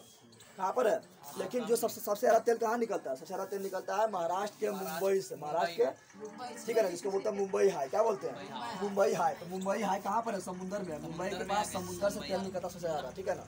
तो मुंबई हाई से सबसे ज्यादा तेल निकलता है। पूछेगा जामनगर तेल उत्पादक केंद्र कहाँ है, तो बोलना है गुजरात। क्या बोलना है, जामनगर गुजरात में, मुंबई हाई मुंबई में, और डिगबोई असम में। सबसे पुराना डिगबोई। कोई दिक्कत है। अगला, यूरेनियम का सबसे प्रमुख उत्पादक राज्य क्या है, नहीं सबसे ज्यादा यूरेनियम का उत्पादन कौन राज्य में होता है, झारखंड में। कहाँ पर होता है, झारखंड में सबसे ज्यादा यूरेनियम का उत्पादन होता है। और झारखंड का होता है जादू गोरा। तो पूछेगा जादू गोरा, क्या बोलना है, पूछेगा जादू गोरा किसके लिए फेमस है, तो बोलना है यूरेनियम के उत्पादन के, यूरेनियम के उत्पादन के। पूछेगा जादू गोरा कहाँ है, तो बोलना झारखंड में। क्या बोलना है, यूरेनियम तो लोग जानता है ना, 1 ग्राम तो यूरेनियम बहुत मतलब महंगा होता है। 1 ग्राम लेगा तुमको तो लाखों रुपया लग जाएगा, समझ रहा ना। 1 ग्राम लेगा तो लाखों करोड़ रुपया लग जाएगा, क्योंकि यूरेनियम से बनता है परमाणु बम। क्या बनता है, यानी यूरेनियम में बहुत ऊर्जा होता है, ठीक है ना, उसी से बनता है परमाणु बम। क्या बनता है, परमाणु बम। नेक्स्ट क्वेश्चन है एटम बम रे। नेक्स्ट क्वेश्चन है, इनमें से कौन सा प्राथमिक ऊर्जा नहीं है, प्राथमिक ऊर्जा नहीं है, तो कौन प्राथमिक ऊर्जा नहीं है बताना है। प्राथमिक ऊर्जा कौन नहीं है बताना है, तो बताना। प्राथमिक ऊर्जा किसको बोलेंगे, समझ आ रहा है तुम लोग को। वैसा ऊर्जा को प्राथमिक ऊर्जा बोलेंगे जिससे क्या, जो प्रकृति के द्वारा प्राप्त हुआ, प्रकृति के द्वारा, हम लोग उसको नहीं बना है, प्रकृति के द्वारा प्राप्त हुआ है, उसको बोलेंगे प्राथमिक ऊर्जा। क्या बोलेंगे, तो देखिए यहाँ पर, तो देखिए यहाँ पर जल्दी बता दे, बताए यहाँ पर प्राकृतिक गैस हम लोग प्रकृति द्वारा प्राप्त होता है, प्राथमिक ऊर्जा है, प्राथमिक ऊर्जा बता। पेट्रोलियम हम लोग खुद बनाते हैं क्या, नहीं, तो प्राकृतिक ऊर्जा है, प्राकृतिक ऊर्जा। कोयला हम लोग खुद बनाते हैं नहीं, तो ये प्राकृतिक ऊर्जा है, प्राकृतिक ऊर्जा है। लेकिन जो हम विद्युत बनाते हैं, जो हम लोग करंट आ रहा है, ये हम खुद बनाते हैं ना, आदमी खुद बनाता है ना, ये प्राथमिक ऊर्जा नहीं है। प्राथमिक ऊर्जा ये कैसा ऊर्जा है, द्वितीयक ऊर्जा। कैसा ऊर्जा है, जो मनुष्य बनाएगा द्वितीयक ऊर्जा, जो प्रकृति द्वारा खुद बनाएगा उसको बोलेंगे प्राकृतिक ऊर्जा। क्या बोलेंगे, प्राकृतिक ऊर्जा। बता, भारत के किस राज्य में सौर ऊर्जा का विकास की सर्वाधिक संभावना है, कौन राज्य में है जहाँ पर सौर से ऊर्जा ज़्यादा मिल सकता है। सिंपल बात है, जहाँ पर क्या है, ज़्यादा गर्मी होता है। ज़्यादा गर्मी कहाँ होता है, राजस्थान में होता है। राजस्थान में ज़्यादा गर्मी क्यों होता है, क्योंकि वहाँ पर क्या है, मरुस्थल है, तो जाएगा राजस्थान। क्या जाएगा, राजस्थान। अगला क्वेश्चन है कि बताओ तुम लोग सर्वोत्तम कोयले का प्रकार कौन सा है। तुम लोग को कोयला बताया था, कोयला का 4 है, उससे बताया था तुम लोग को। उसका ट्रिक भी तुम लोग को बताया था, क्या, ए बे ले पी। क्या बोले थे, ए बे ले पी। ए से एंथ्रासाइड, बे से बिटुमिनस, बे से ले से लिग्नाइट, ले से लिग्नाइट, पी से पीट कोयला, पी से पीट कोयला हो गया। बोला सबसे अच्छा कोयला कौन है, एंथ्रासाइड, 1 नंबर वाला एंथ्रासाइड। सबसे घटिया कोयला कौन है? तो लास्ट वाला पिट कोयला। लेकिन भारत में सबसे ज्यादा कौन प्रकार का कोयला पाया जाता है? बिटुमिनस, 2 नंबर वाला बिटुमिनस। समझ आ गया तुम लोग को? तो बोलेगा लोहा का इसके नाम लिखो तो लिख देगा तुरंत। ई तरीका ना लिखना है, तरीका मनम रखना और से लिख रहा है एंथ्रासाइड, फिर से बिटुमिनस, फिर से लिग्नाइट, फिर से पिट कोयला। तो यहाँ बोल रहा है कि सबसे अच्छा कोयला कौन है? तो बोला एंथ्रासाइड। क्या बोलना है? अलग क्वेश्चन है कि भारत के किस स्थान पर पहला परमाणु ऊर्जा स्टेशन स्थापित किया गया है? बता दे कौन स्थान पर? बताए थे, अभी नहीं बताए थे, तारापुर ने बताए थे। परमाणु ऊर्जा स्थापना से प्रथम क्या हुआ?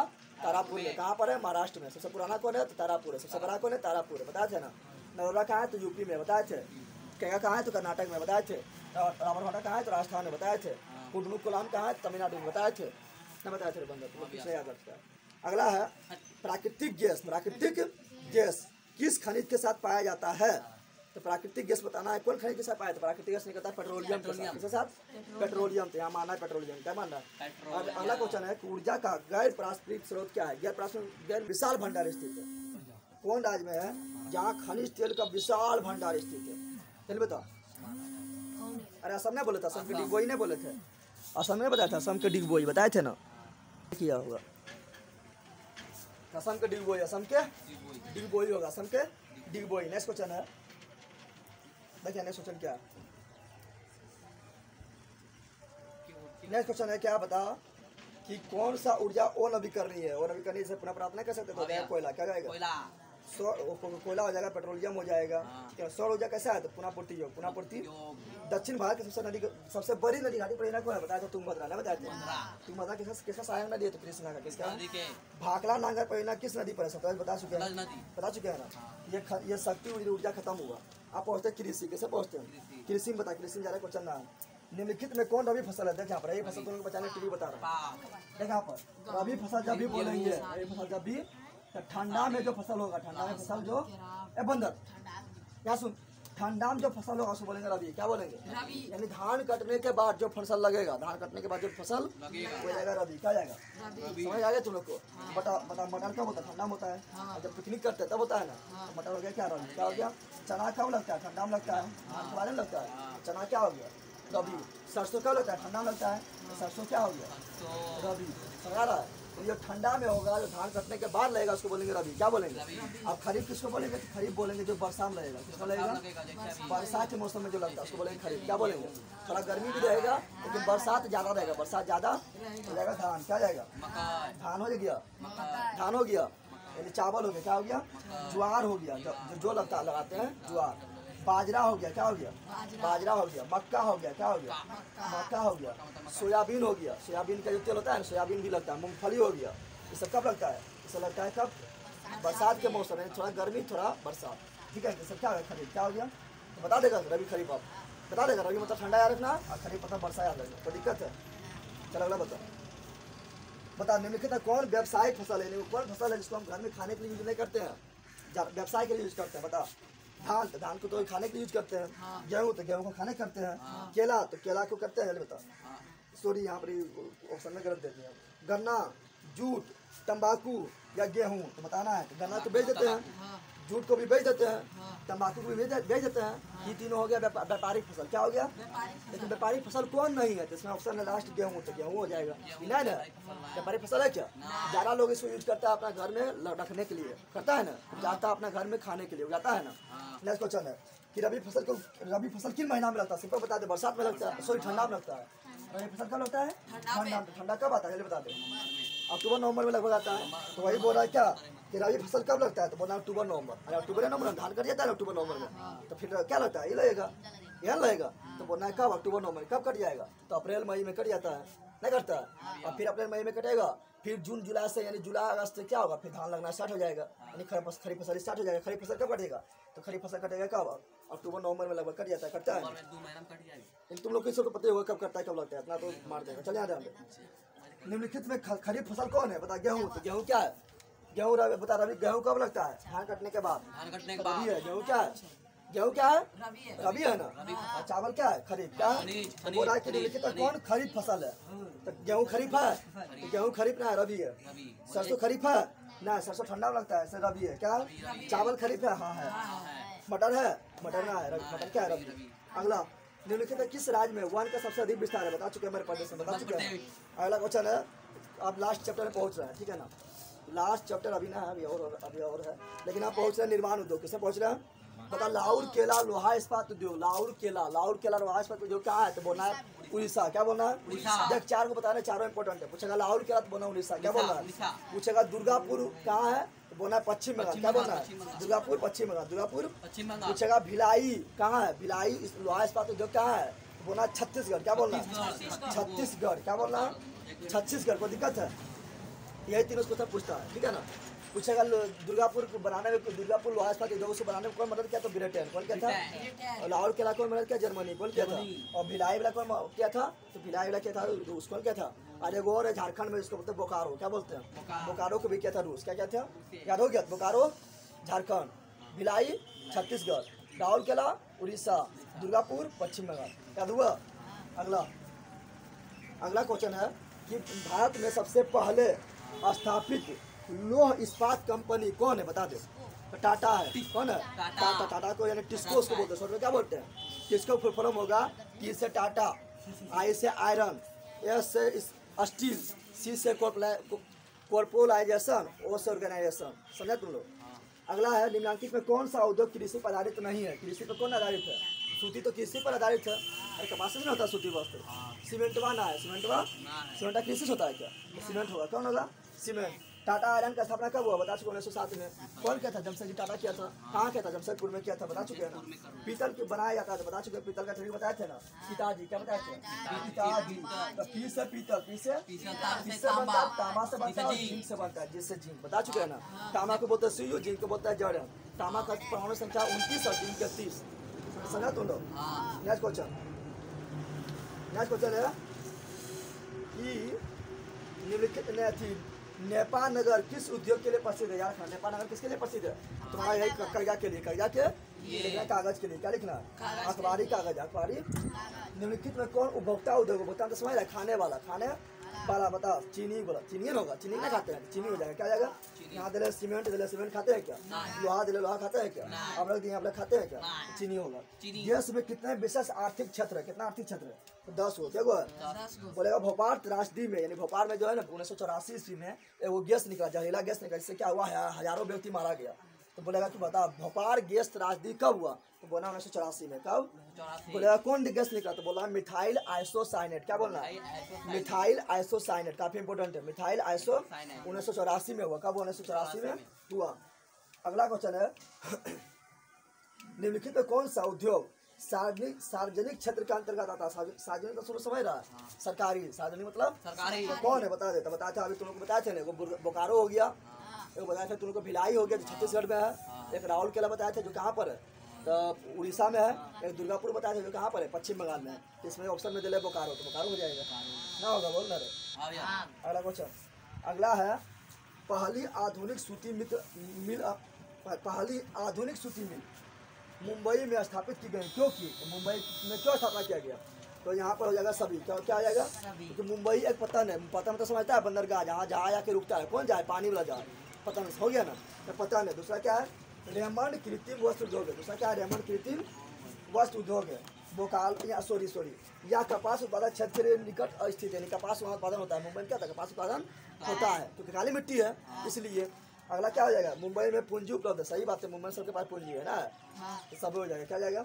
सभी। अगला इंपोर्टेंट क्वेश्चन है कि चूना पत्थर का उपयोग किस उद्योग में होता है? सिंपल बात है, सीमेंट उद्योग। किसमें जाएगा? आप पहुँचते हैं परिवहन, संचार एवं उपयोग उद्योग में, यानी ठीक है ना। जल्दी बताओ, भारत के किन शहर में मेट्रो रेल सेवा उपलब्ध है? तो जानते हैं कि भारत का सबसे सर्वप्रथम मेट्रो रेल कहाँ चला? कलकत्ता में। कहाँ चला? अभी कलकत्ता में भी है, दिल्ली में भी है, चेन्नई में भी है, और पटना में बन रहा है। पटना में बन रहा है, ठीक है ना।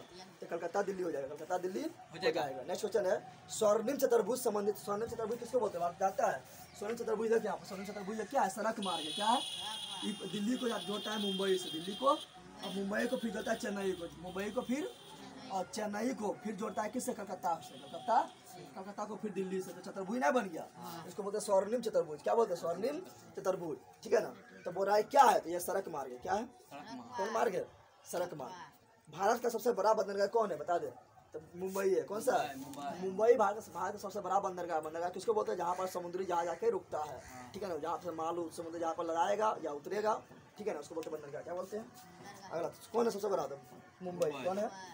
अगला क्वेश्चन है, बता। अगला क्वेश्चन है कि सबसे बड़ा राष्ट्रीय राजमार्ग कौन है? तो सबसे बड़ा राष्ट्रीय राजमार्ग कौन है? सबसे बड़ा सड़क कौन है? तो है NH7। कौन है? NH7 याद रखना। क्या कहाँ से कहाँ जोड़ता है? जोड़ता है NH7 जोड़ता है वाराणसी से कन्याकुमारी। वाराणसी से, वाराणसी कहाँ है? तो वाराणसी यूपी में। कन्याकुमारी कहाँ है? तो सबसे नीचे तमिलनाडु में, ठीक है, सबसे लंबा है, याद रखना। अगला है कि फाल्टा विशेष आर्थिक क्षेत्र, क्वेश्चन आ चुका है। फाल्टा विशेष आर्थिक क्षेत्र कहाँ स्थित है? तो कहाँ पर है? पश्चिम बंगाल में। कहाँ पर है? पश्चिम बंगाल में। अगला क्वेश्चन है पक्की सड़कों की लंबाई की दृष्टि से प्रथम स्थान पर कौन है? पक्का सड़क सबसे ज्यादा कहाँ है? तो बता दो, मुंबई में होगा। सबसे बड़ा शहर वही ना, मुंबई होगा। क्या होगा? जहाँ पर सबसे बड़ा शहर होगा वहीं पक्का सड़क ज्यादा रहेगा।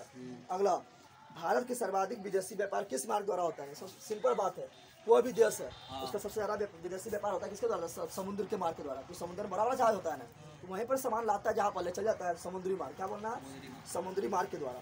अगला क्वेश्चन है कि बता स्वर्णिम चतुर्भुज मार्ग से संबंधित नगर है। बता स्वर्णिम चतुर्भुज से कौन कौन संबंधित है? बताया था दिल्ली, मुंबई, चेन्नई, कलकत्ता। इसमें दिला ऑप्शन में दिला चेन्नई, तो क्या जाएगा? चेन्नई हो जाएगा ना, हो जाएगा। अगर सभी रहता तो बोलते हैं इनमें से सभी। क्या बोलते हैं? इनमें से सभी। नेक्स्ट क्वेश्चन है इंपॉर्टेंट, ये हो गया। अब अगला इंपॉर्टेंट क्वेश्चन है कि भारत को कुल कितने डाक क्षेत्र में बांटा गया? तो 8 को, याद रखना। भारत में कुल कितना डाक क्षेत्र है? तो 8 को। कितना है? 8 को है। अगला इंपॉर्टेंट क्वेश्चन है कि एन्नोर पतन है, यानी एन्नोर बंदरगाह कहाँ पर है? तो एन्नोर बंदरगाह कहाँ है? बता दो, गुजरात में। कहाँ पर है? गुजरात राज्य में। कहाँ पर है? सॉरी एन्नोर है तमिलनाडु में। कहाँ पर है? कहाँ पर है? तमिलनाडु। कहाँ पर है? तमिलनाडु में। अगला पूछ रहा है बिहार में। कहाँ पूछ रहा है? बिहार में। बिहार से है, बिहार के एग्जाम देंगे तो काफी इंपोर्टेंट है। बता, बिहार संपन्न है। बिहार किसके लिए संपन्न है? कृषि के लिए। किस पर बात है? खेती के लिए, कृषि के लिए। अगला है गंडक परियोजना कहाँ पर है? तुम लोग बताए थे गंडक परियोजना जो है वो कहाँ है? तो छपरा में। कहाँ पर है? छपरा में। कहाँ पर है? और तुम लोग बताए थे गंडक नदी कहाँ से निकलता? तो वाल्मीकि नगर से। बताए थे वाल्मीकि नगर, पश्चिम चंपारण के वाल्मीकि नगर से होते हुए निकलता। बताए थे ना। अगला बताना है तुम लोग को संजय गांधी जैविक उद्यान। संजय गांधी जो जैविक उद्यान है कहाँ पर है? पटना में। कहाँ पर है? चिड़ियाघर है। ये चिड़ियाघर कहाँ है? तो कहाँ पर है? पटना में। कहाँ पर है? पटना में। पटना में गोलघर किसके उद्देश्य से बनाया गया? बता चुके, पटना में गोलघर बनाया गया अनाज रखने के लिए। कब बनाया गया? तो 1786 में। कौन बनाया था? जॉन गास्टिन। बिहार में नहरों द्वारा सर्वाधिक सिंचाई किस जिला में होता है? पूछेगा बिहार में सर्वाधिक सिंचाई नहर के द्वारा कहाँ होता है? तो रोहतास। क्या बोलना? रोहतास कहाँ है? तो बिहार के यहाँ पर है। मान लो कि ये बिहार है, यहाँ पर है, ठीक है ना, लास्ट में इधर, ठीक है ना। तो रोहतास में ज़्यादा होता है। कहाँ पर होता है? तो रोहतास में नहर के द्वारा ज़्यादा सिंचाई होता है। पूछेगा कांवर झील कहाँ है? तो क्या बोलना है? कांवर झील बोलना है बेगूसराय। क्या बोलना है? कांवर झील जब भी पूछेगा तो क्या बोलना है? बेगूसराय। क्या बोलना है? बेगूसराय तुम्हें जानवे करता है, हाथीदह के पार कर बेगूसराय आएगा। पता है हाथीदह पुला ना है, उसको पार करके तो बेगूसराय आएगा। समझ तुम लोग आ गया ना? तो कांवर झील कहाँ है? बेगूसराय। कहाँ पर है? बेगूसराय में। कहाँ पर है? अगला क्वेश्चन इंपोर्टेंट क्वेश्चन है, बता कि बिहार में कितने प्रतिशत क्षेत्र पर खेती होता है? बता दो। तो बिहार में 60% क्षेत्र पर खेती होता है। कितना होता है? 60% क्षेत्र पर खेती होता है। कोसी नदी घाटी परियोजना का आरंभ कब हुआ? तो कोसी नदी घाटी परियोजना का आरंभ हुआ 1955 में हुआ, याद रखना। अगला इंपोर्टेंट क्वेश्चन है बिहार का शोक किस नदी कहा जाता है? सिंपल बात है, तुम्हें अंदर कोसी को कैसे कहते हैं? कोसी को कहते हैं, सब जानता है। अगला इंपोर्टेंट क्वेश्चन है खनिज एवं ऊर्जा संसाधन बिहार में, ठीक है ना। कांटी तापीय विद्युत परियोजना किस राज्य में? बता। कांटी तापीय बोल रहा है, तो कांटी तापीय विद्युत परियोजना पूछेगा तो बोलना है मुजफ्फरपुर। क्या बोलना है? क्या बोलना है? मुजफ्फरपुर। समझा गया ना। अब पूछेंगे जो बोले था अभी हम क्या कि पूछे थे हम तुम लोग क्या कांवर झील तो बोलना बेगूसराय। क्या बोलना है? और कांटी तापीय विद्युत परियोजना पूछेगा तो बोलना मुजफ्फरपुर। क्या बोलना है? सब इंपोर्टेंट है जितना बोल रहा है। चूना पत्थर का उपयोग किस उद्योग में होता है? सीमेंट उद्योग, सब तो बता चुके हैं। बिहार में खनिज तेल मिलने की संभावना कहाँ है? तो बिहार के कौन क्षेत्र में खनिज तेल मिलेगा? तो गंगा के द्रोणी, यानी गंगा के जो अंदर है ना द्रोणी, उसका जो है जहाँ ज्यादा गड्ढा है वहाँ पर गंगा के द्रोणी में, गंगा के पाराइट खनिज है। पाराइट कैसा खनिज है? तो पाराइट जो है वो धात्विक है, उसमें धातु नहीं पाया था। वो धात्विक क्या रखना? धात्विक नहीं, वो धात्विक, उसमें धात्विक बोल दिए थे, वो धात्विक होगा। क्या होगा? वो धात्विक। अगला है इंपोर्टेंट क्वेश्चन है कि कहलगांव कहाँ है? तो कहलगांव कहाँ पर है? भागलपुर। कहाँ पर है? कहलगांव तापीय विद्युत परियोजना कहाँ पर है? भागलपुर। देखिए यहाँ बता रहे फुल। कहलगांव तापीय विद्युत परियोजना पूछेगा तो बोलना है भागलपुर। क्या बोलना है? कांटी तापीय विद्युत परियोजना पूछेगा तो बोलना है मुजफ्फरपुर। क्या बोलना है? और कांवर झील पूछेगा तो क्या बोलना है? क्या बोलना है? बेगूसराय। कुछ नहीं याद रहता है। अगला इंपोर्टेंट क्वेश्चन है कि रेलवे वर्कशॉप कहाँ है, यानी बिहार में बताना है कि रेलवे वर्कशॉप कहाँ है। तो बिहार के जमालपुर में। कहाँ पर है? जमालपुर जाएगा, लखीसराय पार करेगा तो आएगा जमालपुर, आता है ना, जाएगा ट्रेन से तो जमालपुर में। कहाँ पर है? तो बिहार में जमालपुर में क्या है? Railway workshop. क्या है अगला बताना है तुम लोग को कि मंदाल हिल किस राज्य में है? मंदाल हिल, मंदाल तो मंदाल हिल मतलब पहाड़ी, ठीक है ना, कौन राज्य में? जल्दी बता देते। ये बांका में। कहाँ पर है? बांका तुम्हें जानता है ना? एक बंदा बांका जानता है ना? जम्मू से सटले है, जम्मू के बाद आएगा बांका, बांका के बाद आता है कौन? भागलपुर, भागलपुर के बाद आता है पूर्णिया, पूर्णिया के बाद आता है किशनगंज, तो बांका है। कहाँ है? अगला देख, बिहार की सीमा में लेयर मार्ग की कुल लंबाई कितनी है? तो है 6283, 6283। बिहार में रज्जू मार्ग का है, रज्जू मार्ग समझ रहा है ना, डोलिया पर जो बढ़ के जाते हैं। कहाँ? राजगीर में है, डोलिया ना लगल है, राजगीर में। कहाँ पर है? पूर्व मध्य रेलवे का मुख्यालय का है, काफी इंपोर्टेंट क्वेश्चन है। एक मुख्यालय बिहार में, पूर्व मध्य रेलवे के कुल 17 जोन है। असली भारत में कितना जो जोन है? 18 जोन है। कितना है? 18 को जोन है, उसमें से पूर्व मध्य रेलवे का मुख्यालय बिहार में के हाजीपुर में। कहाँ पर है? पटना के आगे जाएगा तो पटना का आएगा हाजीपुर। क्या आएगा? हाजीपुर, ठीक है ना, हाजीपुर हो जाएगा। क्या हो जाएगा? हाजीपुर। अगला बता, बिहार की पहली रेल लाइन कौन है? तो बिहार की जो पहला रेल लाइन है वो है ईस्ट इंडिया रेल मार्ग। याद रखना, बिहार का पहला रेल लाइन कौन है? ईस्ट इंडिया रेल मार्ग, ईस्ट इंडिया रेल मार्ग। को दिक्कत है? अगला पूछेगा, बिहार में रेलवे का एकमात्र मुख्यालय कहाँ है? तो बता चुके हाजीपुर। जो किसका मुख्यालय हाजीपुर है? तो पूर्व मध्य रेलवे का मुख्यालय, पूर्व मध्य रेलवे का। और हाजीपुर किसके लिए फेमस है? केला के लिए। किसके लिए फेमस है? केला, केला। बता, बिहार के किस शहर में कांच उद्योग स्थापित है? बता, बिहार के कौन सा शहर है जहाँ कांच उद्योग है? तो बता दे जल्दी। तो हाजीपुर। क्या जाएगा? हाजीपुर। बता अगला, बिहार में रेल परिवहन का शुभारंभ कब हुआ? तो बिहार में रेल परिवहन का शुभारंभ हुआ था 1860। अगला जो इंपोर्टेंट क्वेश्चन है वह सिगरेट का कारखाना कहाँ है? सिगरेट का कारखाना, सिगरेट जो फूकता है ना, उसका कारखाना कहाँ है? तो मुंगेर में। कहाँ पर है? सिगरेट का कारखाना पूछेगा तभी बोलना है क्या? मुंगेर। क्या बोलना है? बंदूक का कारखाना पूछेगा तो बोलना है मुंगेर। क्या बोलना है? गोला बारूद का कारखाना पूछेगा तो क्या बोलना है? मुंगेर। क्या बोलना है? मुंगेर। गोला बारूद समझता है ना? अगला, खाद का कारखाना कहाँ है? खाद कारखाना कहाँ है? जल्दी बता दे। बरौनी। अरे बिहार में बरौनी ना है, बरौनी है खाद कारखाना के लिए, ठीक है ना, वहाँ तेल भी निकलता है, तेल का भी क्या था? प्यूरिफाई होता है। अगला, ग्रैंड ट्रंक रोड का राजमार्ग संख्या कितना है? ग्रैंड ट्रंक रोड जो है उसका NH कितना है? राष्ट्रीय राजमार्ग संख्या कितना है? तो बोलना है 2। कितना बोलना है? यानी NH2 को हम बोलते हैं ग्रैंड ट्रंक रोड। क्या बोलते हैं? Grand trunk road. Grand trunk road किसने बनाया? तो बनाया था कौन? बता देखो, शेरशाह सूरी। शेरशाह सूरी। अशोक पेपर मिल कहाँ है? तो अशोक पेपर मिल कहाँ है? समस्तीपुर में। याद रखना, अशोक पेपर मिल जो है ये क्या है? पेपर के लिए बड़ा उद्योग है। कहाँ? समस्तीपुर में। कहाँ पर है? किस नगर में कालीन तैयार होता है? कालीन समझता है तुम लोग? जो निचोड़ में बैठाते हैं शादी ब्याह में ना, निचोड़ बिछा देता है, लाल या हरा होता है, कारपेट जो बिछाता है उसको बोलते हैं कालीन। क्या बोलते हैं? तो कालीन कहाँ तैयार होता है बिहार में? बता दे। तो बोलना है दाऊद नगर। क्या बोलना है? दाऊद नगर। समझ आ गया? अगला बोला, राष्ट्रीय पोत संस्थान। राष्ट्रीय पोत संस्थान, राष्ट्रीय पोत संस्थान कहाँ पर स्थित है? याद रखना, पटना के महेंद्रू घाट में। पटना के कहाँ पर? महेंद्रू घाट में। कहाँ पर है? महेंद्रू घाट। तुम लोग देखना जो हम दिखाए थे ना वीडियो में, जो गंगा घाट दिखाए थे ना, उसी को बोलते हैं महेंद्रू घाट। पटना हवाई अड्डा का नाम क्या है? पटना हवाई अड्डा का नाम है जयप्रकाश अंतर्राष्ट्रीय हवाई अड्डा। जयप्रकाश, पटना में वो हवाई अड्डा, उसका नाम क्या है? जयप्रकाश अंतर्राष्ट्रीय हवाई अड्डा। ठीक है, अंतर्राष्ट्रीय हवाई अड्डा। अगला क्वेश्चन है इंपोर्टेंट, सब खत्म हो गया। अब अगला इंपोर्टेंट क्वेश्चन है, बता, कुशेश्वर स्थान किस जिला में? कुशेश्वर, दरभंगा। याद रखना, कुशेश्वर स्थान कहाँ पर है? दरभंगा में। कुशेश्वर स्थान सब बिहार से रिलेटेड है, इम्पोर्टेंट है, क्योंकि बिहार का एग्जाम देंगे ना, तो बिहार के रिलेटेड है, इम्पोर्टेंट है। तो कुशेश्वर कहाँ है? दरभंगा। कहाँ पर है? बिहार का सबसे बड़ा नगर कौन है? पटना होगा, सिंपल बात है, राजधानी में बड़ा होगा। लिच्छवी गणतंत्र भारत के किस राज्य में अवस्थित है? तो लिच्छवी गणतंत्र बिहार में है। अलग क्वेश्चन, सिख के 10वां गुरु जो अंतिम गुरु था, 10वां गुरु था, अंतिम गुरु था, गुरु गोविंद सिंह, जिसका जन्म कहाँ हुआ? तो पटना में। कहाँ पर हुआ? पटना में, ठीक है। पटना सिटी स्कूल के नाम से है, या पटना साहिब बोलते हैं। बिहार से झारखंड कब अलग हुआ? काफी इंपोर्टेंट क्वेश्चन। बिहार से झारखंड जो कब अलग हुआ? तो 1 नवंबर 2000 को। 1 नवंबर 2000 ईस्वी को बिहार से झारखंड क्या हुआ? अलग। क्या हुआ? अलग हो गया। अगला इंपोर्टेंट क्वेश्चन है कि 2001 की जनगणना के अनुसार बिहार का नगरीय आबादी कितना था? तो 2001 की जनगणना के अनुसार बिहार के नगर यानी नगर में रहने वाला था 10%। कितना था? 10.5%। 10.5%। सासाराम नगर का विकास कब हुआ?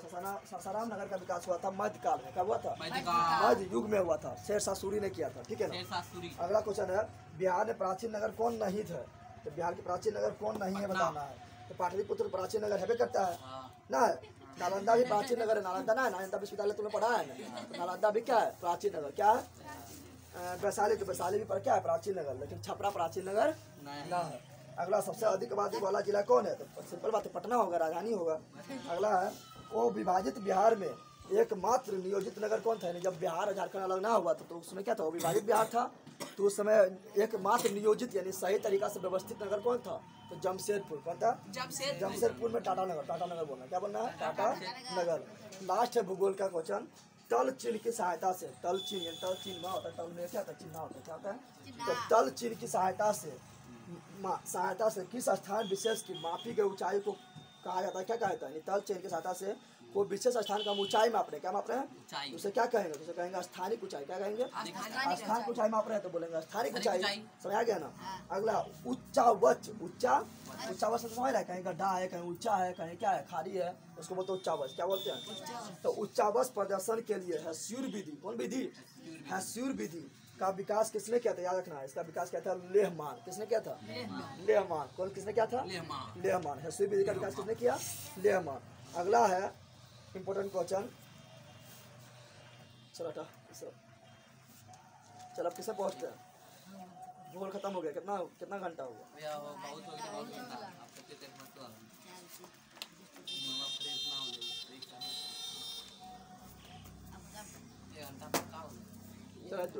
एक दिन लेंगे, 2 खत्म कर। 2 घंटा पूरी जाना।